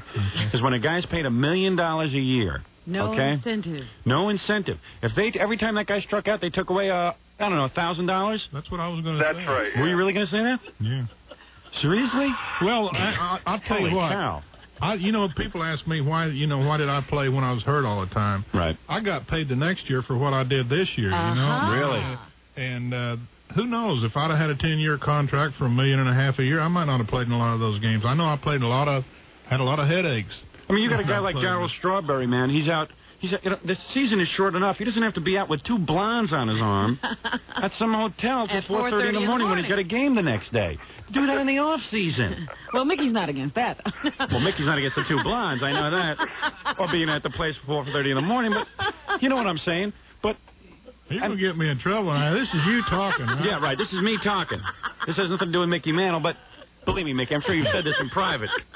I'm glad we're in New York. If we were in Dallas, I'd have to walk out of here. I know, but really, there's no incentive for these guys.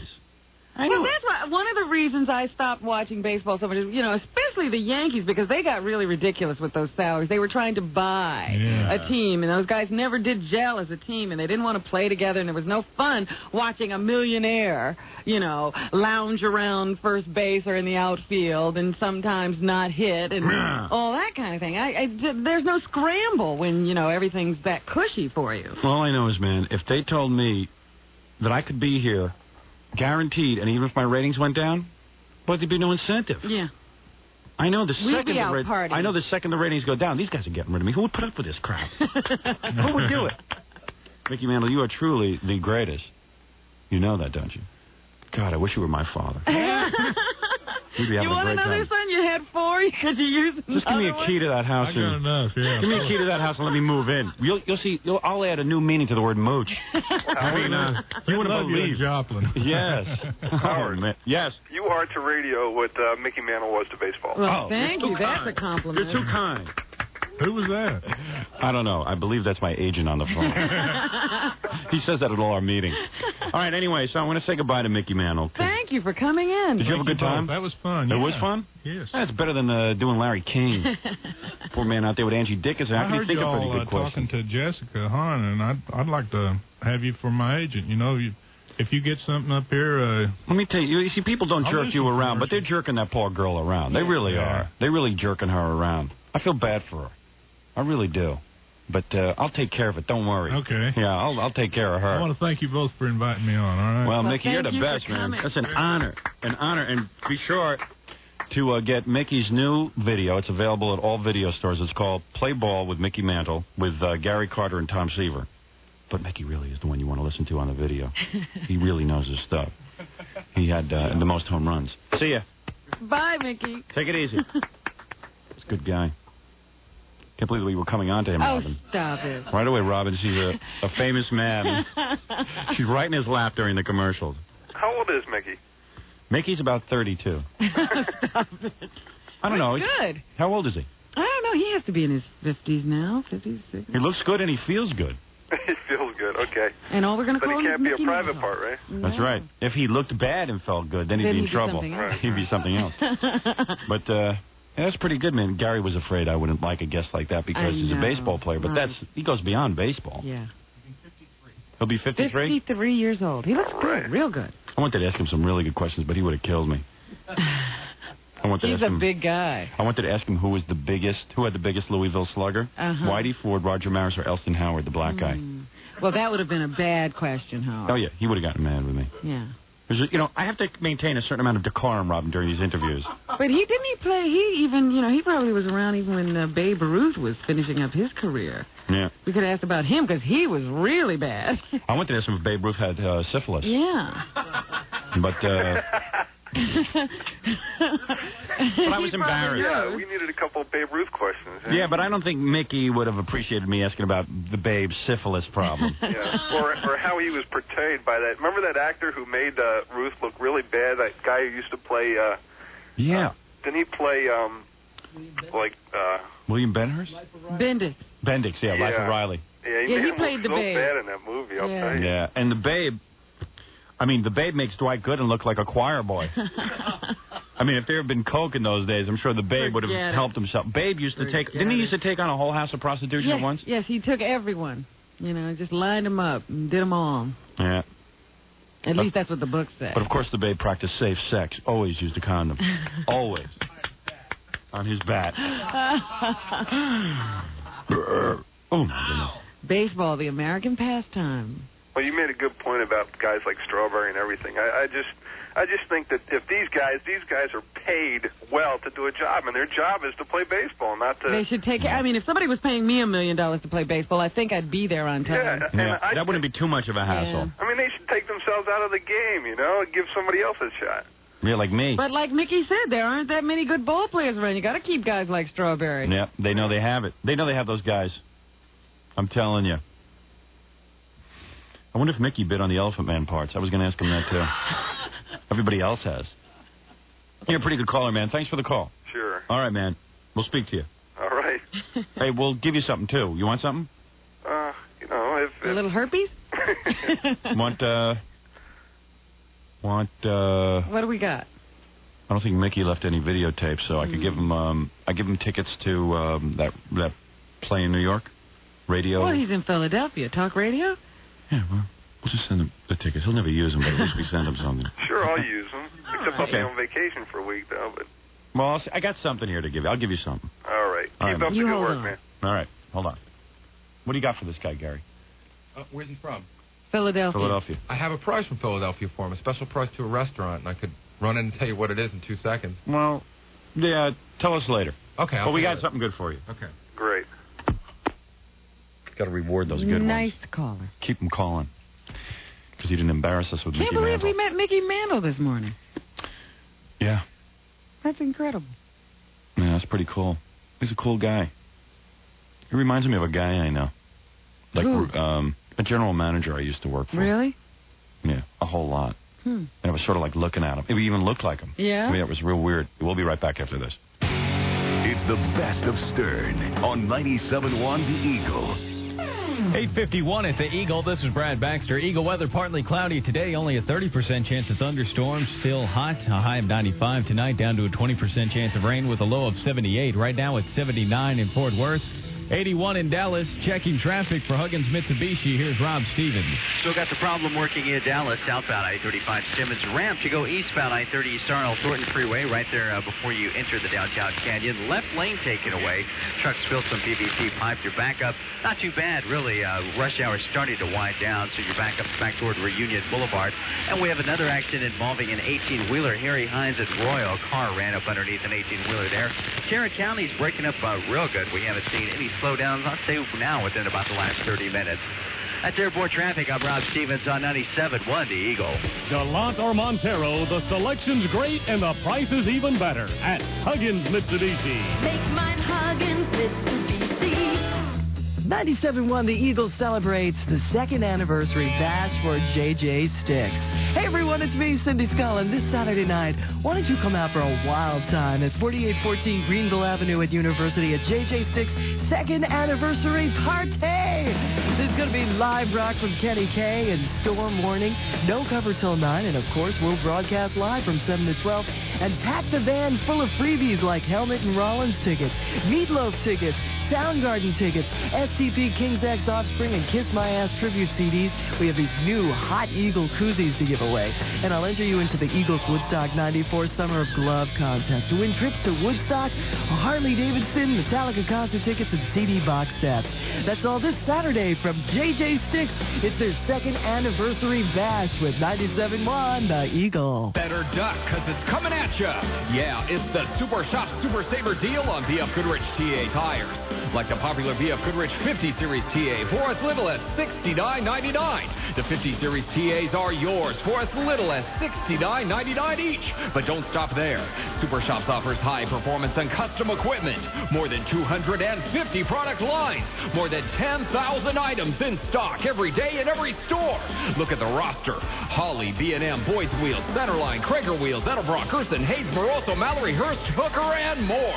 And all at Super Shops low prices.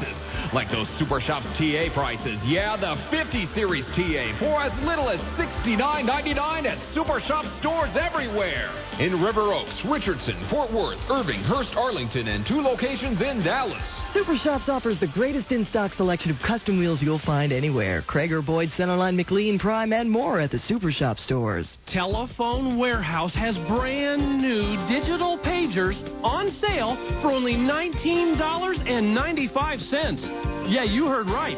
Telephone Warehouse has brand new, not used, brand new digital pagers in stock for only $19.95. And these are great pagers.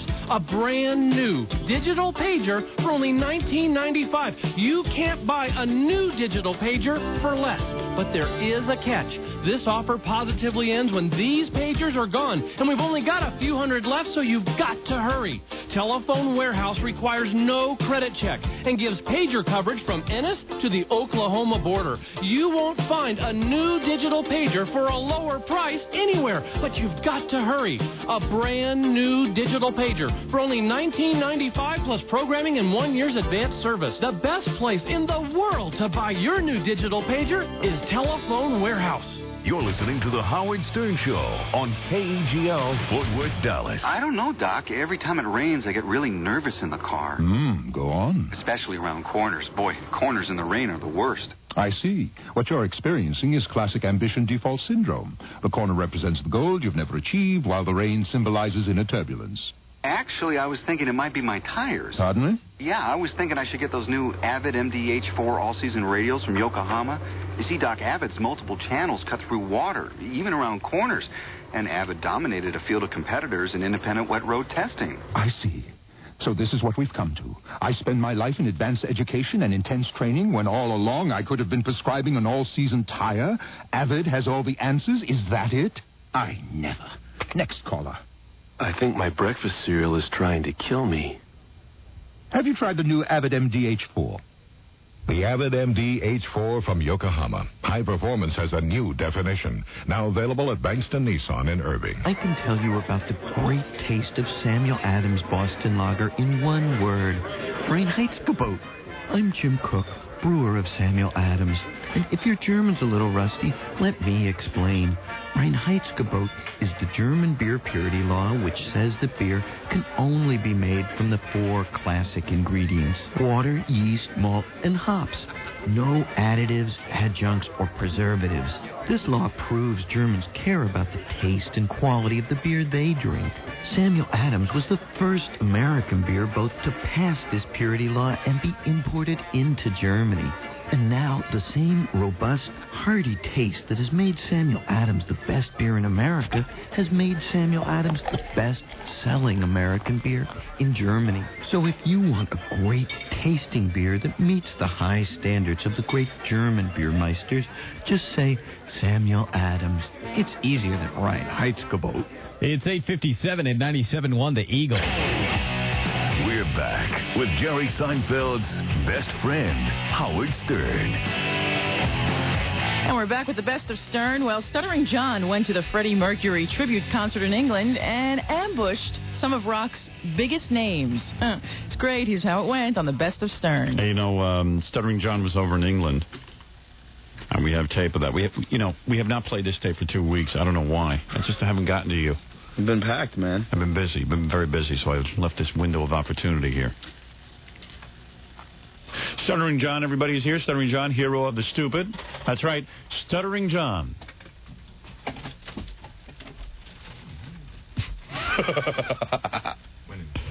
Stuttering John. Hero of the stupid. All right, now the first person that you interviewed, let me take a look at this. You have here Roger Taylor of Queen. Roger Taylor, one of the surviving members of Queen. Freddie Mercury is dead. There was a big AIDS concert over there. Yeah, this was after one of the after concert parties they had. Oh boy, did you get any sleep last night? No, not really. Where were you? Well, I started working out again yesterday, so I'm kind of exhausted from that, Working out with the weights? Yeah. Working out makes you stutter. Because, I pulled my back, so I haven't been doing it, so I've been getting fat, so I got to, try and come down again, I see. For the beach. Yeah, for the beaches. I understand that. Anything makes John stutter. I know, yeah. Weight training, anything. Eating, air breathing. Breathing, yeah. If I could explain the scenario that was going on here. All right, go ahead. I had the tape recorder, strapped around my neck, put it on my back, and then put my sweatshirt over it, so I just looked like nonchalantly, Mm-hmm. Then I had the microphone coming out of the cord with the sweatshirt. I told everyone it was Howard Stern's show, Right. But it was just a very strange thing, so some of the guys refer to that. All right. Some of the people you interview refer to strange getup. Yeah, exactly. All right. So I just wanted Let's see. Roger Taylor of Queen. Can I ask you a couple of questions for Howard Stern show in New York? This is for a radio station in New York, L.A. Do they have drunks on that show? I'm drunk. You don't have to say, but yeah. Are you going to be in this? Yeah. Go on, ask me. Okay. Let me ask you. Why did Freddie Mercury keep his illness such a secret for so long? What was that? He cursed. He said O.S. O.S.? Oh, Oh, the S word. Yeah. Really? Well, that's a pretty normal question. Why I thought he'd handle that one I think because he was having a good time partying out, and a jerk like me comes up and asks him about Freddie. Yeah, but I mean, That's valid. Yeah. You guys think who's hanging out at this party? Who? It's Meade, George Michael, it's Axl Rose. They're all around. Liza. They're all around. It's a celebrity fest, man. All right, so you must have been in celebrity heaven. I mean, this is great interviewing heaven for you, isn't it? Yes. All right. So you asked that question, and I was about to say, gee, what's he asking such a boring question for? And The guy already reacts. That's a great reaction. Maybe it has to do with the way John looks and everything. It's just like, who needs it? Well, what's going... No, I understood the question. Is that a provocative question, or...? No, not at all. I'm just curious. Well, he wanted a little bit of privacy in his life. He didn't have very much. No, I understand. And he wanted to protect what little he had left. And we totally agreed with that. I understand. He was given almost none for the last 18 months of his life. He was surrounded by reporters. Oh, man. Oh, man. Meanwhile, I'm standing there with a mic. Oh, man. Who even knew that question would evoke such, you don't think of that. See, his buddy's next to him, and he's looking at his buddy going, what is this? Oh, man. Wait till you get to the really goofy questions. I thought that was I mean, I'm afraid now. Yeah. Yeah, I understand what he's saying. That's a good answer. Who knew it was so controversial? Yeah. I mean, I would have lost patience. I would have bought a gun, you know. How'd you guys come up with the name Queen? Oh, that was Freddie's idea. No kidding. Question is not allowed. That's the question we don't answer. Why? Is that a bad question? I'm just trying to ask normal questions. Is that bad? It's so long ago we can't remember the answer. Wow, every question is irritating. You this just guy. irritate him. Yeah, really. The English people don't like us too much. How'd you come up with the name Queen? That's like the nicest question. We don't answer that question. Oh, man, you can't even ask a nice question. No. What did you say? How did we come up with the name Queen? The name Queen, I don't understand the question. Is that what he said? Yeah, he's like, I don't think I should answer that. And then his friend goes, he's not going to answer that question. It's in the book if you want to read it. Oh, man. Jeez, what an attitude. Somebody's going to read a book on Queen? Give me a break. Oh, we're so into it, we're going to go buy the book. Okay, we'll go buy the book, you idiot. Roger Taylor. I hope he saved his money. With this attitude, he better have. I mean, that's a nice question. You don't even have to ask bad questions. No. All you do is ask any question that takes him off. How's the weather? All right, let me ask one more. Would you ever consider a tribute concert for Howard Stern? Howard Stern, you never heard of him? I don't think so, no. Who is he? He's in New York. Well, we're big time. Did you ever come to the States? Because I'm a big fan of you guys. Howard Stern? Yeah. I have to admit to you, maybe if I was sober, I would know who he was. But we're from London, and I'm very sorry. I don't know who he is. Okay. Oh, let me ask you one more, please. But I'm sorry. I only organize gigantic worldwide concerts for my best friends in the world. Will you guys retire? Why are you having so much trouble here? What do you mean? Where's the audio? It's only on like this one. Oh. It's because a little wear and tear on the. Cause remember how my rig. Why do you always have trouble with these tape recorders? This guy can't get himself together with a tape recorder. It's because John had it, taped to his back. Who cares where he had it? Because he was pulling on the cord. John, you're a retard. It's not his fault. He had to do that to get in. You know how careful I was with this. How do I say it? You know how careful I was with this one? I went to the first set of interviews, and I got Daltrey, and I got Def Leppard, came home, checked them, made sure everything was fine, then went out again to this party. And then the reason... there is no way... Wait a second, black people are rioting outside my studios. I must interrupt. No peace, no justice, no peace, no peace, no justice, no peace. All right, very good. So, this is one of them things that just listen, see, the thing is, if you want to get a real cable... listen to me. You got to get a cable like a strong, durable cable. I guarantee you, if I had a tape recorder and I taped it to my back and I had a microphone with me, I would not pull the microphone out of the tape recorder. It wasn't out of the tape recorder. What happens is the cord starts ripping at the seams. Well, then get a different cord. Talk to Richie Herbie today. You two should get on that. You and Gary. That'll be a little project. I did tell Scotty. Oh, for goodness sake! Every time I send you out somewhere, you got faulty audio. But it's not my fault. I checked. Well, the video must have been great. That does me a lot of good.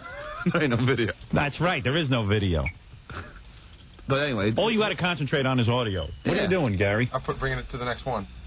I was still in the middle of that one. It was almost done. Oh. I was just trying to help you. No, you're never helping me. If by leaving the room, that's how you help me. It was at the very end. Don't touch anything. Stand back there and do whatever you do. Help you. What is it you want now? Well, I'm trying to help. You're going to not know what's the next one to play. All right. Well, what do you got? Do something useful. Are you going to do the next one? I can explain it. He's doing fine. What are you going to do now? You're going to tell. What are you going to tell? He's going to start. I will tell you what it's going to Oh, we don't want him to stutter. No, we don't want him to stutter. Gary, go back and answer the phones. Who's answering the phones? That's your problem, isn't it? No. You got someone answering the phones? Yeah. Who? Any business. Who? No one. Angie's answering the phone. Well, how's Ganji working the computer? It's difficult, but he's doing. All right. Yeah. And what do you do? Get out of here. Go listen to the radio. I'll call you when I need you. You're a boy. You're my boy. I'm a boy. You're my ward. No, I hate that. Then he's in a bad mood. I'm not in a bad mood. Not you, Gary. Gary goes, well, I want to tell you what's going on because John's stuttering so much. No, we don't want him stuttering. Where is he from? Where did I find him? Gary. He is so confused. He's going to come in here and mess up the magic. Stutter. Yeah, he's going to interrupt John when he stutters so we don't have to hear it. And we don't want to listen to that. We want to hear Gary drone on with those big teeth that you can hear over the radio. Both. Where were we, Johnny? Johnny Mal. You were busy berating me about the. Oh, that's right. But you know something, man? It really wasn't my fault, man. You know, I had to. We'll just go on with the tape. I mean, it is your fault because this happens to you every time. No, it doesn't. If I had to go out on an assignment, you would be sure to know that I would have a pair of headphones on, I would hear the thing cutting out, and that I would listen to me. I will. I would have a standby microphone and cord. I did. And I wouldn't be so rough with the microphone and cord that it causes it to break. So rough? I had Duff from Guns N' Roses ripping out the cord on me. Oh, come on. I mean, people, you know, I'm not exactly the... If my whole livelihood depended on these interviews, and we sent you all the way to England, I'd make sure there were backups. Yeah, I did have a backup. What was it? I had another microphone. All right, so but the point was, I checked this one, and everything was fine. This is all right, okay, good. All I know is I hear too many mess-ups. Mishaps. Well, anyway, it isn't only... All right, let's get to Seal. Yeah. Now, Seal, this is the end of Roger Taylor. No, we're just going to take a 35-year holiday. Well, I don't know what the answer to that was. Gary, of course, moved the tape. No, the question was, are you going to retire? I see. Retire? He is retired. Oh, you heard of the death of Sam Kinison? Who? Sam Kinison, you never heard of him? No. Thank you. Okay. Well, he was mad at you, huh? Yeah, his friend really didn't want me there. I see. You know. This is Seal. Is this Seal? All right, Seal. You know who Seal is, Rob? Let me explain to the audience who this guy is. This guy had a song. I don't know. I forget the song. I forget the song. This guy has no sense of humor. And you wouldn't have sense of humor either if you had a pineapple face. He has big holes all over his face. And I wanted to ask him about that. I couldn't even get to that. Really? I started out with I thought an easy question. Really? And after that he refused to talk to me. All right, okay. Let's see what happens. This is Seal. Pardon? Can I ask you a couple of questions for the Howard Stern Show in New York, paper broadcast? Howard Stern Show? Yeah, you know who that is? No, I don't. It's broadcast across the United States. You look really shady with that cassette recorder and that microphone. Well, the security in England, the security in England is incredible. You can't get anywhere around here. I had to. Now, what is going on His behind girlfriend just won't shut up. What is she yelling about? She's just yelling about everything. Howard would appreciate it. He's a big fan of yours. He is? Yeah. I bet you say that to all the outfits. I have questions for you, especially if I could ask them to you. What are the questions you want to ask anyway? All right. Has your Grammy nomination got you laid more? Have you ever got me laid more?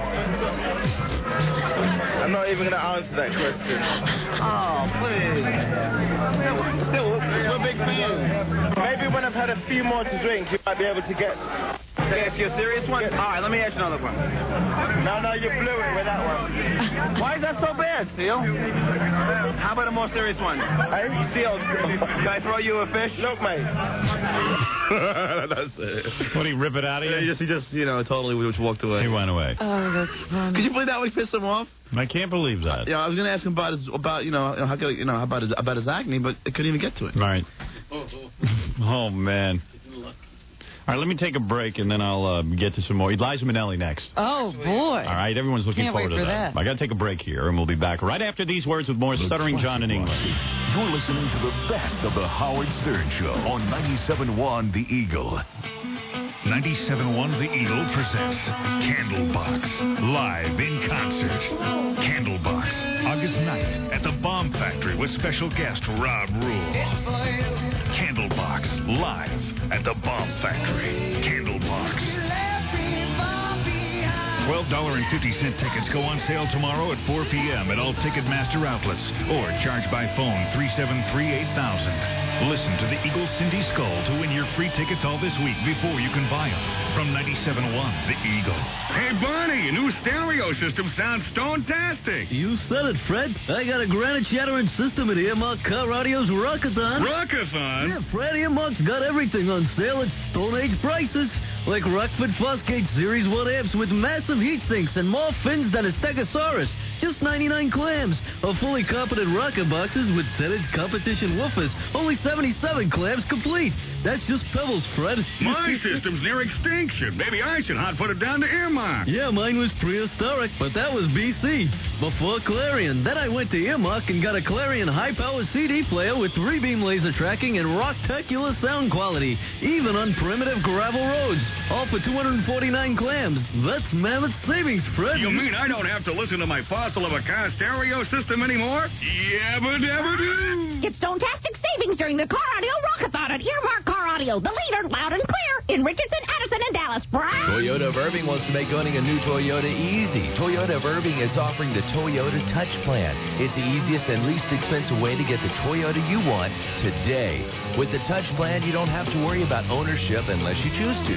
This plan combines the best of leasing, purchasing, and financing and enables you to pay up to half of the car. Half? Toyota of Irving sales staff is well trained in all the advantages of the Toyota Touch Plan and can have you in a new Toyota Supra, Camry, Celica, Tercel, 4Runner, or 4x4 today. At Toyota of Irving, it's all about making your car purchase easy. In fact, Toyota of Irving will bring the car to you if you can't come to the dealership. And if you can't come to the dealership, that's easy too. It's on the north side of Highway 183 between Story Road and MacArthur. I think it's easy to see that Toyota of Irving wants to earn your business. See them today and ask about the Toyota Touch Plan. Half. But how can you buy a car for half? Quiet. You're heavy, you know. Shut up. She just came into the bedroom. Yeah. She's wearing a bath towel. Yeah. Now she's bending over the TV. Yeah. Oh, man. Come on, let me up there. You should see what she has on now. What? Comedy Central, the only all-comedy cable channel. Really? Are you kidding me? No, and it's one of those new shows they're premiering in July. Yes. Oh, I don't believe it. What? She just moved right in front of the TV. I can't see anything. Oh, man. Now she's taking off her towel and blocking the whole set. Oh, we should have went to Susie's house. Yeah. What the hell is going on here? Watch Comedy Central's new fall season in July with new shows every weekend. It's just the surprising original comedy you've been looking for. What do you see? Susie's dad, naked. But he's not blocking the TV. Yes. Comedy Central, what the hell is going on here? Every Friday night in July, Comedy Central premieres a new episode of Jocks, an original news show that takes an unexpected look at and makes a lot of fun of the entire world of sports. Jocks every Friday night in July at 9:30 p.m. Eastern Pacific. If you don't get Comedy Central, call your cable company. 97.1 The Eagle. We're back with a man whose wife would never cut off his private parts with a butcher knife because a nail clipper would do the job just fine. Howard Stern. And let's rejoin Stuttering John in England as he interviews Liza Minnelli and Roger Daltrey on the best of Stern. All right, quickly, Stuttering John, we want to get to your stuff here. All right, this is Liza Minnelli. Robin, you've been waiting a long time. You're a big Liza fan. You know I watched Liza's every move. In fact, you were at her concert and sat through the whole thing. Oh, one of the few people. Me. I told you somebody invited me to go again. I said, please, no. You were surrounded by a sea of old people, right? Old people and gay men. Right. Can I ask you a couple questions? The Howard Stern Show, TV broadcast. Were you weird getting Liza? I mean, was this kind of weird for you? Yeah. Were you nervous? Yeah, kind of. It was really weird. Why would you be nervous in front of Liza? Well, it's a big star. It's a big star. She didn't belong there, you know. It's like all rock and roll dudes, and then. Was she wearing rock and roll clothes? Yeah, she had these black tight pants, and I tell you the truth, the body don't look too bad. No, the body's fine. It's the face. But you know something? Her face is kind of warm and caring. Yeah, but Do you want to bang her? I'd bang her. Would you? Definitely. You'd bang her because she's Judy Garland's daughter and it's Liza. But would you say the face was attractive? No. Exactly. But then again, what do we care about face? Well, I care about face. Face is important to me, Robin. Really? John, come on. Bodies are more important, I would think. What do you think of Howard Stern? I like Howard Stern. I always listen to it. He's funny. Where were you when you heard of the death of Sam Kinison? I was at home. Are you a big fan of his? Yeah, I liked him. I'm sorry he died. What do you think of Howard? I like Howard. Do you really? Yeah. He's cute. That's it. That's the whole thing? I don't think she knew what she was talking about. What happened? Where'd she go? She wouldn't talk to me. That's all I got from her. The stuff I got more from her last night. I mean, the other night. Oh, you spoke to her again? Yes, that's why I was trying to tell Gary to put them up next to each other, because then I asked her, I got a decent question with her the other night. Oh, I see. That's Liza up there. Yeah. Do you really think she knows who you are? Yeah, she does. Sounded like She does. Then why didn't you ever ask if she'd heard the impression of her on the show? Because I couldn't get to it. The people were all like pulling her away. I didn't belong there. They pulled her away. He couldn't get to his questions. I still don't. I don't know. What don't you know? I don't believe her. No, I believe her. That's the thing about it. She's telling the truth. You could tell by looking at her. Well, let me take a listen to what you did the other night with her. Now, where was this? This is at the AIDS thing with the Simon Garfunkel and stuff. Hi, Liza. How you doing? Okay, question for the Howard Stern Show tape of broadcast. Can I buy you a drink? Can I buy you a drink? Can I ask you a question, please? The Howard Stern Show, please. No, I'm sorry. Tape of broadcast. You know, let me talk to you. One question, and I swear I'll never talk to you again. Why do you think gay guys dig your mom so much? Probably, because a lot of them have good taste. Thanks, Liza. I'll see you. I'll get you. Now, let me tell you what happens. You can't hear it, but it didn't come on the mic, but she gets into the wrong limo. Yeah. She gets into the wrong limo, and she goes, F him. F him? She starts yelling and screaming at the guy for letting me ask her a question. Really? Yeah, it's losing it. What is the big deal? And then she requested that she be put in the building, and nobody allowed in, and the guards were all not letting me go near her. What are these people protecting? I mean, what just say hi. Okay, I'm too busy to talk right now. Ha ha ha ha ha to the question. Ha ha ha. And go. Yeah, go.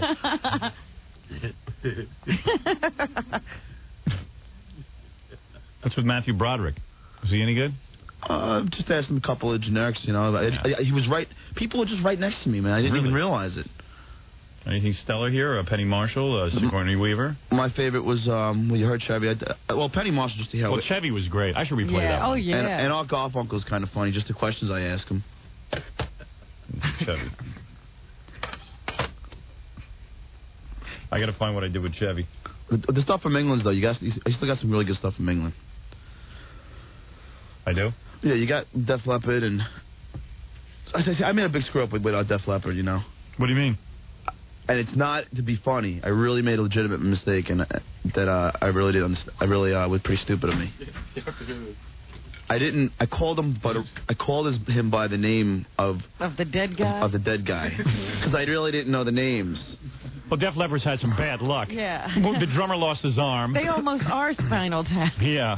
And one of the guys just died. So you called the other guitarist by the dead guy's I called name. the bass player Steve. Steve Clark is the one who died. Yeah, but no offense to them. I mean, nobody knows their names. Would you stop clearing your throat? I'm sorry. I'm sorry. I'm just getting over like last.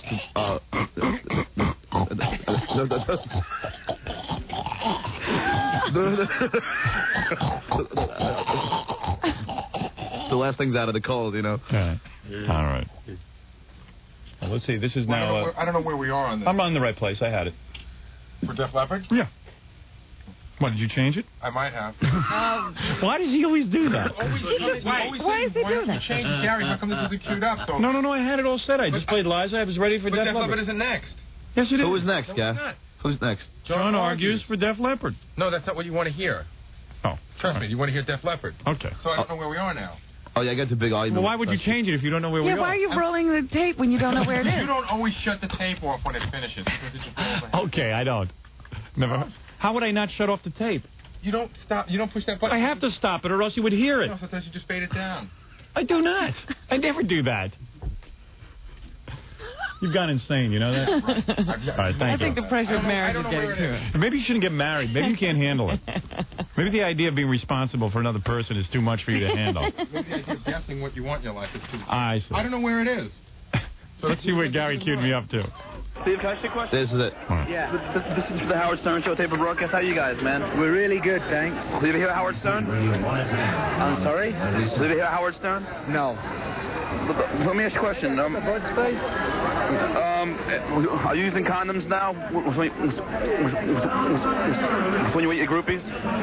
We don't. We wouldn't. If we ever got into that, which we never have done in years, then I would advise everybody to use condoms unless they're in a very long, stable relationship like we are. I think it's great that you have a one-armed drummer. Would you ever consider like a one-legged guitar player or something? No, we didn't have a one-armed drummer by design. It was an accident. No, I know. Oh man, that was Steve Clark from Def Leppard.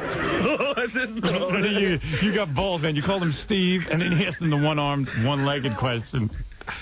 All right, I got to calm down. Oh, that's great. You're a nut. You are wacky. You had the question there. It's a wind-up toy, Howard. He's fun. He's our own little toy. Oh, that's incredible. Wind him up and push him Ooh, it's too painful. I can't listen to it again. We didn't have a one-armed drummer by design. We don't have a one-armed drummer by design.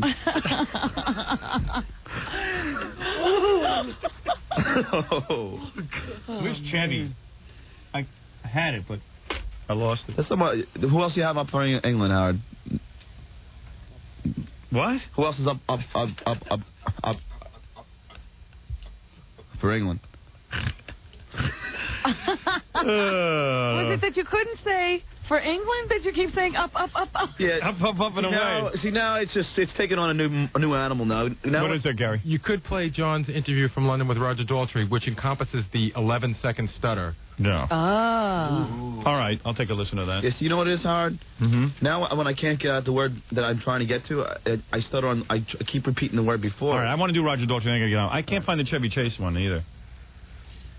I know I said I didn't want to play it anymore because he sounds like a nut, but it's just so funny. It's all caught. Yeah, I don't know. It's not here for some reason. Fred, do you have any idea? I don't think so.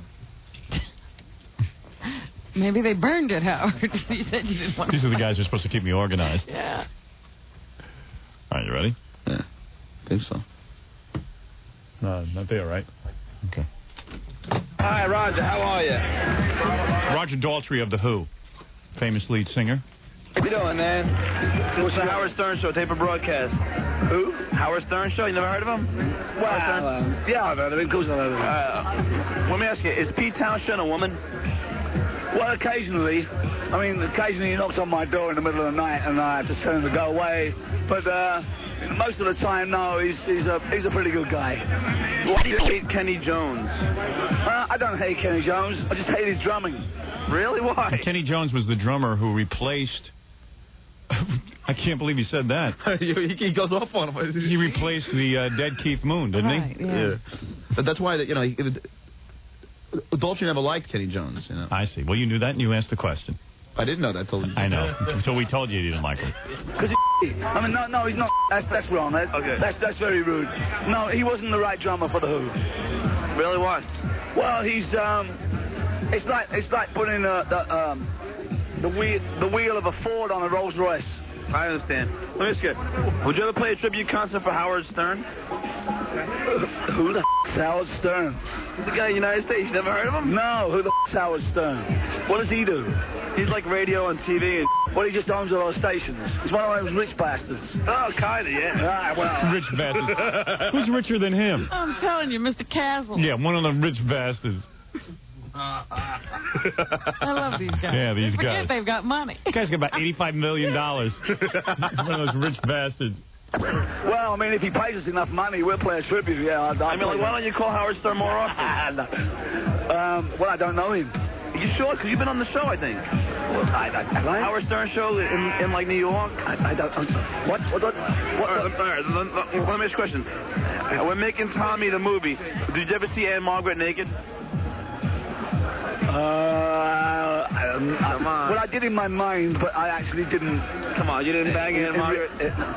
Would I do a thing like that? Yeah. No. She's a real lady. And I mean, to get a bit serious for a moment, I was acting as her son. And I mean, I'm a method actor, so I mean... What do you say? He was acting as her son. He was acting as her son? Yes, and he's a method actor. Method actor? I can't understand a word he's saying. Oh, man. Really would have been a bit difficult. But she's a lovely lady, and she's a good actress. She's got some primetime geese. Well, I'm not into that. It's what's inside that's more important, and she's a great girl. Will you be wearing condoms down with the groupies? Listen, man, I wrap myself in cling film. What? Cling film, you know? What's that? You know, the stuff you wrap, put your stuff, the plastic stuff that you put in the microwave around your food. Get two mental patients. He got a good one, a live one here. Yeah, I mean, John's so happy someone's talking to him. Liza walked away. Chevy Chase walks away. They all walk away. Oh, Roger's having a good time. Yeah, the guy from Queen is ready to kill him. Roger Daltrey. Leopard's walking out. Daltrey's an okay guy. Don't you have that in America? No. Well, it'll come, And you go in like a mummy. You have it from head to toe. Where were you when you heard the death of Sam Kinison? What? I'm a bit deaf. I used to be in a rock and roll band. I know, I said. And where were you when you heard the I used to have that problem. Yeah. Long time ago. The death of Sam Kinison. Whoa. What happened? This is what I asked to be edited out because you don't understand. What's that? He was doing the Fred thing. He started going... you wanted that. He went to Scott and said, edit that out. It said, no one will understand. That's the best thing you've done. Your whole trip to England was for that. You were stuttering in front of Roger Daltrey. He was pulling the Fred thing. He started stuttering with me, going, The guy who went, won't get fooled again. Whoa. He's sitting there laughing at you. It's all about the celebrities reacting to your stutter. And you want that edited out. By not knowing your own strength. Like where you were when you had the death of Sam Kinison. Who's he? Like a big-time comedian. What comedian? Oh, okay, you gotta go. You never heard of Sam Kinison? No. It's the first time John tells the guy he's gotta go. All right. The lady was threatening me to throw me out every second, so... I see. All right. Well, very good job. You know what, Robin? We got to start the news soon, but when we come back, I'll play the Chevy Chase thing one last time. All right.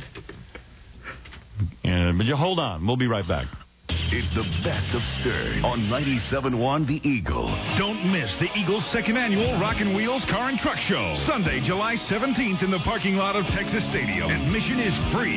Gates open 11 till 5. Check out the manufacturers Midway, featuring Automobile Custom Audio, Grand Prairie Auto Tint and Security, the Texas Don't Wreck Your Life campaign, Lenders Clearinghouse and Southern Energy of Texas Manufactured Home, Blue Corner Boxing Club, Dallas Community College, and Four Wheel Parts Wholesalers. Hawk Electronics will host the Crank It Up competition. At 4 p.m., see the Obsession Bikini Contest in the Stadium Corral. Concessions, games, prizes, exhibitions, and the Eagle Rock Jocks. It's the Eagles Rockin' Wheels Car and Truck Show. Sunday, July 17th, 11 till 5. Sponsored by Western Auto Stores and Telephone Warehouse. An exclusive presentation of 97.1 The Eagle. Bob Thomas Ford will meet or beat any legitimate new Ford deal or pay you $1,000.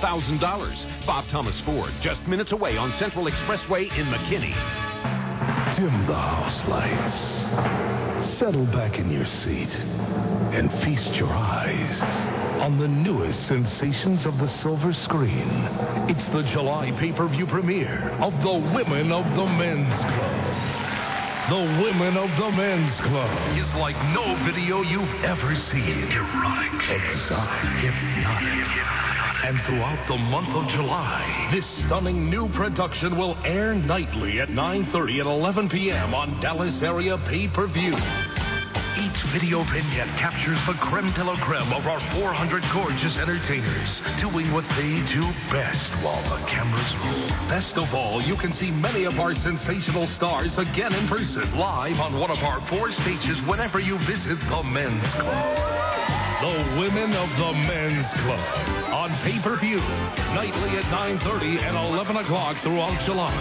Don't miss it. Don't miss it. Better duck, because it's coming at you. Yeah, it's the Super Shop Super Saver deal on BF Goodrich TA Tires. Like the popular BF Goodrich 50 Series TA for as little as $69.99. The 50 Series TAs are yours for as little as $69.99 each. But don't stop there. Super Shops offers high performance and custom equipment. More than 250 product lines. More than 10,000 items in stock every day in every store. Look at the roster. Holly, B&M, Boyd's Wheels, Centerline, Krager Wheels, Edelbrock, Gerson, Hayes, Moroso, Mallory, Hurst, Hooker, and more. And all at Super Shops' low prices. Like those Super Shops TA prices. Yeah, the 50 Series TA for as little as $69.99 at Super Shop stores everywhere. In River Oaks, Richardson, Fort Worth, Irving, Hurst, Arlington, and 2 locations in Dallas. Super Shops offers the greatest in-stock selection of custom wheels you'll find anywhere. Krager, Boyd, Centerline, McLean, Prime, and more at the Super Shop stores. Hey, Barney, your new stereo system sounds stone-tastic. You said it, Fred. I got a granite shattering system at Earmark Car Audio's Rockathon. Rockathon? Yeah, Fred, Earmark's got everything on sale at Stone Age prices. Like Rockford Fosgate Series 1 amps with massive heat sinks and more fins than a Stegosaurus. Just 99 clams. Or fully competent rocker boxes with Senate competition woofers. Only 77 clams complete. That's just pebbles, Fred. My system's near extinction. Maybe I should hot-foot it down to Earmark. Yeah, mine was prehistoric, but that was BC. Before Clarion. Then I went to Earmark and got a Clarion high-power CD player with 3-beam laser tracking and rocktacular sound quality. Even on primitive gravel roads. All for 249 clams. That's mammoth savings, Fred. You mean I don't have to listen to my fossil of a car stereo system anymore? Yabba-dabba-doo! Get stone-tastic savings during the Car Audio Rockathon at Earmark Car Audio, the leader, loud and clear, in Richardson, Addison, and Dallas.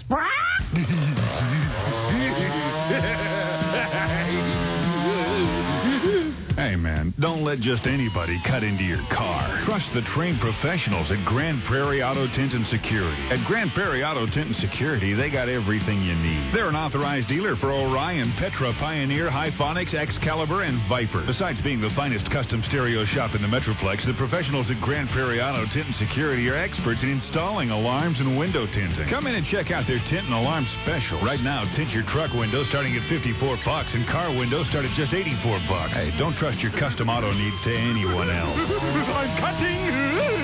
Grand Prairie Auto Tint and Security is at 1418 West Main in Grand Prairie. Call Metro 214-263-6633. That's Metro 214-263-6633. Grand Prairie Auto Tint and Security, the custom car care professionals. Check out Grand Prairie Auto Tint and Security at the Eagles' second annual Rockin' Wheels Car and Truck Show, July 17th at Texas Stadium. 97.1 The Eagle.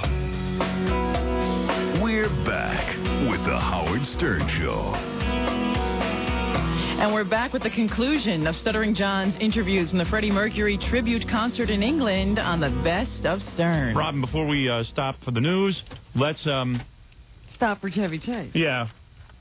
I heard Bob Geldof was all bent out of shape, too. Why? He blames us for... NEW won't play his record anymore. But, I mean, you know... They weren't going to do it anyway. Exactly. I hate telling that. I try to explain to him that NEW, Scott Muni over there, will play any record. He wasn't going to play any Bon Jovi when we became friends with them. But meanwhile, as soon as they became a hit, they played it. Right. And Bob, God bless him, I don't think anybody's playing his record. Nobody's playing that record. Right. It's just not us. I mean, MTV's not even playing it. So he's upset with us? What, he stopped ragging on you? He just started saying, how, because he came on our show. Scott Mooney, Scott Mooney won't play his record. I got to hear that stutter one last time. Roger Daltrey and John. Where were you when you heard the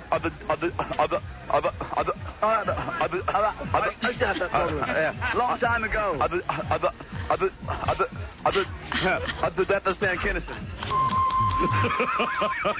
You win, and let's see what prizes you won. Why, you've won a Denon receiver and Nakamati Bang & Olufsen. That's great, isn't it? That's an award winner, Robin.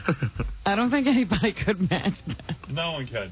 I don't even think John can match that. That is the world's longest stutter, I'm sure. Let me just see what Geldof says real quick. Let's buzz through the rest of these, or else we'll never get to them. Hey, Bob, how are you? All right, who are you? I'm John from the Howard Stern Show. Howard, yo, my man. How are you, man? Let me ask a couple questions, all right? Yeah. You know, I'm sorry. You know, how's Howard? Howard's good, man. He's the man who got me barred on. What's that thing? W something something. Scott Mooney. Oh, WNEW. He's the man. Hey, them. They suck anyway, man. I love them. I think they're great. I want to be on his show. I beg him, put me back on the air. What? You mean on Howard? I love Scott Mooney. Oh, do you? He's always crotchety. I love him. He's crotchety. I love crotchety. I love it. Let me ask you, Bob. Poor Bob.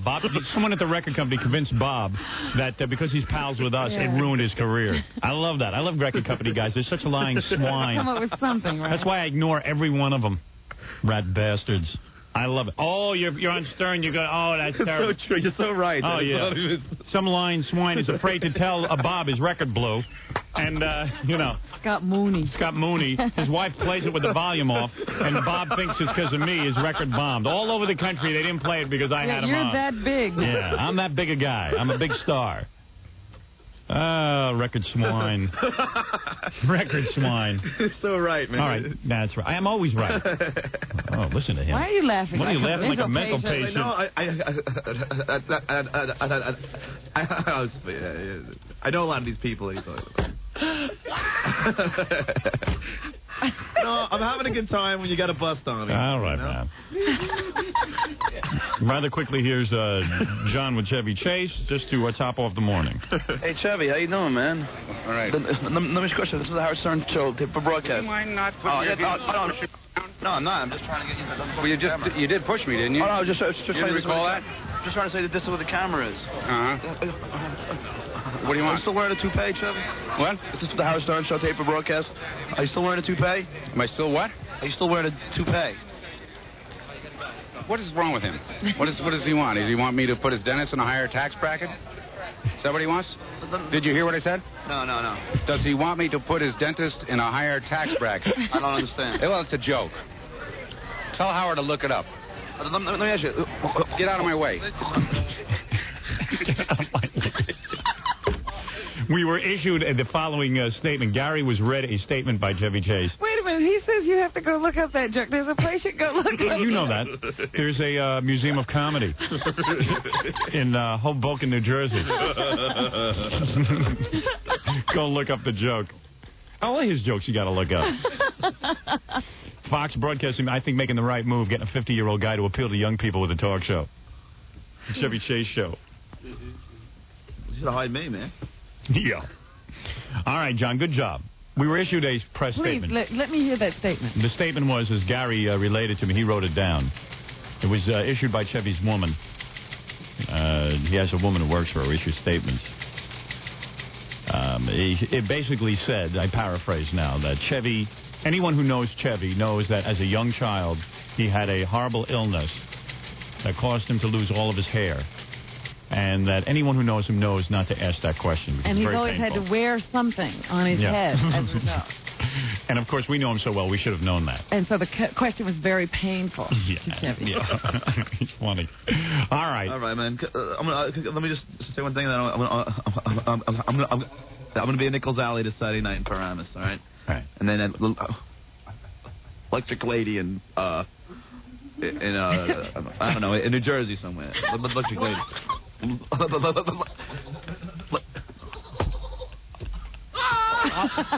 Lady. Where is Jack? Electric Lady in New Jersey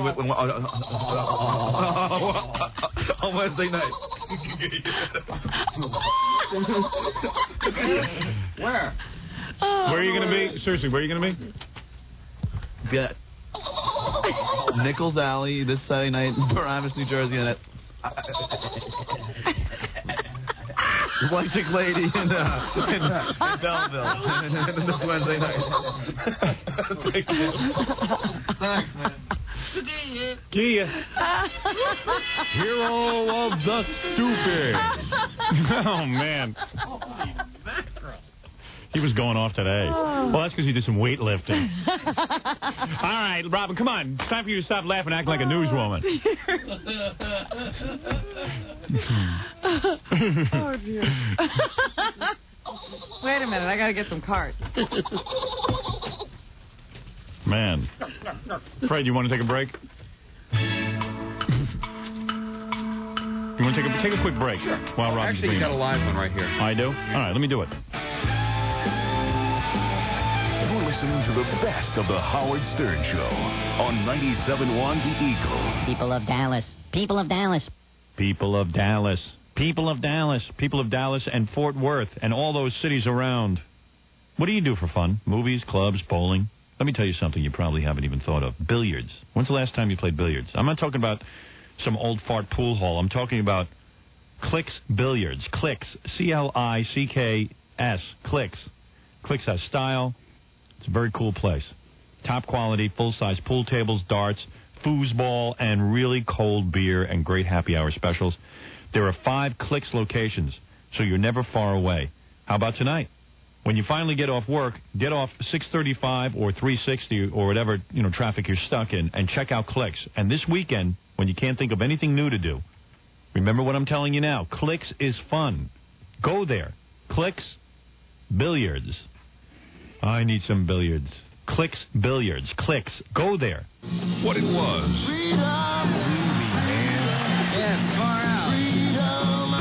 What it will be. Metallica, Green Day, Rollins Band, Aerosmith, Porno for Pyro, Alice in Chains, Peter Gabriel, Red Hot Chili Peppers, Johnny Cash, and at least a dozen more. You and a friend. Woodstock 94 on us. It's the Eagles' Summer of Glow. To win, pick up an entry form today at Guitar Center, North Dallas and Arlington, and at all Blockbuster music stores. Mail it in. Then listen for us to call your name on the Eagle. After Howard, we'll draw and announce winning names all day long. When you hear us call your name, you have 30 minutes to call back and get qualified to win a trip for 2 to Woodstock 94. Plus, you'll get a key that could start a brand new Harley-Davidson. 2 tickets to Metallica August 5th. A Metallica CD box set. CDs from other Woodstock 94 artists. And a free condo. 1994, the Summer of Glow. Another far-out contest. Can you dig that? From 97.1, The Eagle. Hey, Barney, your new stereo system sounds stone-tastic. You said it, Fred. I got a granite shattering system at Earmark Car Audio's Rockathon. Rockathon? Yeah, Fred, Earmark's got everything on sale at Stone Age prices. Like Rockford Fosgate Series 1 amps with massive heat sinks and more fins than a Stegosaurus. Just 99 clams. Or fully competent rocker boxes with Senate competition woofers. Only 77 clams complete. That's just pebbles, Fred. My system's near extinction. Maybe I should hot-foot it down to Earmark. Yeah, mine was prehistoric, but that was BC. Before Clarion. Then I went to Earmark and got a Clarion high-power CD player with 3-beam laser tracking and rocktacular sound quality. Even on primitive gravel roads. All for 249 clams. That's mammoth savings, Fred. You mean I don't have to listen to my fossil of a car stereo system anymore? Yabba-dabba-doo! Get stone-tastic savings during the Car Audio Rockathon at Earmark Car Audio, the leader, loud and clear, in Richardson, Addison, and Dallas. Brah! 41 monthly payments of $199 at 641 APR 1250 down, final payment $79.87 plus license, registration, tax, and primary lender's approval. Prices may vary. $199. It's the payment that's bringing everyone to their nearest Dallas-Fort Worth area Mitsubishi dealer for a brand new 1995 Galant S. $199. Just $199 a month. Put you behind the wheel of a loaded 1995 Mitsubishi Galant S. $199. And it's got air conditioning, tilt wheel, dual airbags, and so much more. You have to see it to believe it. $199 at your Dallas-Fort Worth area Mitsubishi dealers. Plus, every credit application will be accepted. $199. Buy a brand new 1995 Mitsubishi Galant S for $199 a month. Only at your nearby Dallas-Fort Worth area Mitsubishi dealer. Hurry! $199 right now! George Torres and Music Man Productions present the ultimate event, JJ Sticks, celebrating their second-year anniversary party this Saturday, July 16th and Sunday, July 17th. Be there and experience the ultimate party atmosphere at JJ Sticks, where there are beautiful people, billiards, and blues. George Torres and Music Man Productions bring you Dallas' hottest blues rock bands. And are you hungry? JJ Sticks offers up a great American cuisine nightly till midnight. And check this out. JJ Sticks will have a scrub and rub car wash by Dallas' finest-looking ladies beginning Saturday at 1 p.m. Musicians, listen up. Monday night at J.J. Sticks is Unplugged Night. Tuesday is Blues Rock Jam with Kenny K and Stormborn. And don't you dare miss the happy hour buffet from 4 to 8 weekly. And Sunday there's free food from 2 to 7 with live music and no cover. So no matter what day it is, J.J. Sticks is the only place to be. And join the Eagles Saturday night from 7 to midnight, broadcasting live from J.J. Sticks with Kenny K and Storm Warning and no cover till 9 p.m. J.J. Sticks, 4814 Greenville at University. Remember it, Greenville and University, J.J. Sticks. You think you're going to do good in this big, incredible universe crank it up contest? Oh, man, huh? Are you speaking English? Say, why don't you, drive away so I can tell everyone about this big crank it up contest? Okay, here's the deal. This huge Crank It Up contest is Sunday, July 17th, noon through 7 o'clock at the Incredible Universe in Arlington. To win some big prizes, just pre-register at the Dallas or Arlington stores. It's first come, first served. And for those of you who just want to hang out, there's going to be loads of cool stuff to check out. Like tons of factory show cars, live bands including the Nixons, a one-on-one pavement-pounding loudest car stereo duel, and you can even sign up to win a 1994 GMC Sonoma pickup truck from Buzz Post. So come check out all the free Crank It Up stuff this coming Sunday at the Incredible Universe in Arlington. I-20 at Matlock. 97.1 The Eagle. The Howard Stern Show. Good morning. It's Maria Melito once again bringing you the best of Stern. Hey, Penn, how you doing, pal? Sorry about the delay. It's the war and everything. How you doing? Now, who's that girl with you? She's the press person. Press person? She wants to strip. You want to come over here and rub me down? What's the matter with you? She wants to be at the Super Bowl party. You want to be at the Super Bowl party, honey? I'm just kidding with you. He never came in with press people before. What is this? Now he's got to have protection. Yeah, what's with you? Got to have an entourage. What's wrong? What am I doing wrong? Hey, you haven't been in since you asked for Robin Quiver's phone number. I know. I haven't been in at all. I've been very. I don't mean to, bring up your personal life, but no. What's that all about? That's fine. Robin and you were good friends. Now you ruined it. I know it was an awful thing. I was thinking, he don't look that bad, Robin. What are you talking about? You told me not to call him back. He's a sick man. I think it was probably wise. I was thinking, I'm on the show a lot. I get to know people more socially, but I think it's a bad idea. Now you've rethought it. I wanted to give you time. Hello, Gary. This is Penn. I'm calling to get Robin's phone number. There you go. Tell Robin Quivers to call me anytime. And leave a message for me. Have her call me soon. Okay? Bye-bye. What did you get, all sexed up? That's why I didn't call you. They beeped out the number. Well, I think it's very reasonable. What happened? It was just all I know is we did the TV show. Right. And I got to admit, Robin looked real good that day. She looked wonderful She that did. day. She did. And you were grabbing her and stuff. What was it when you grabbed her? I was grabbing her, yeah. I was doing man.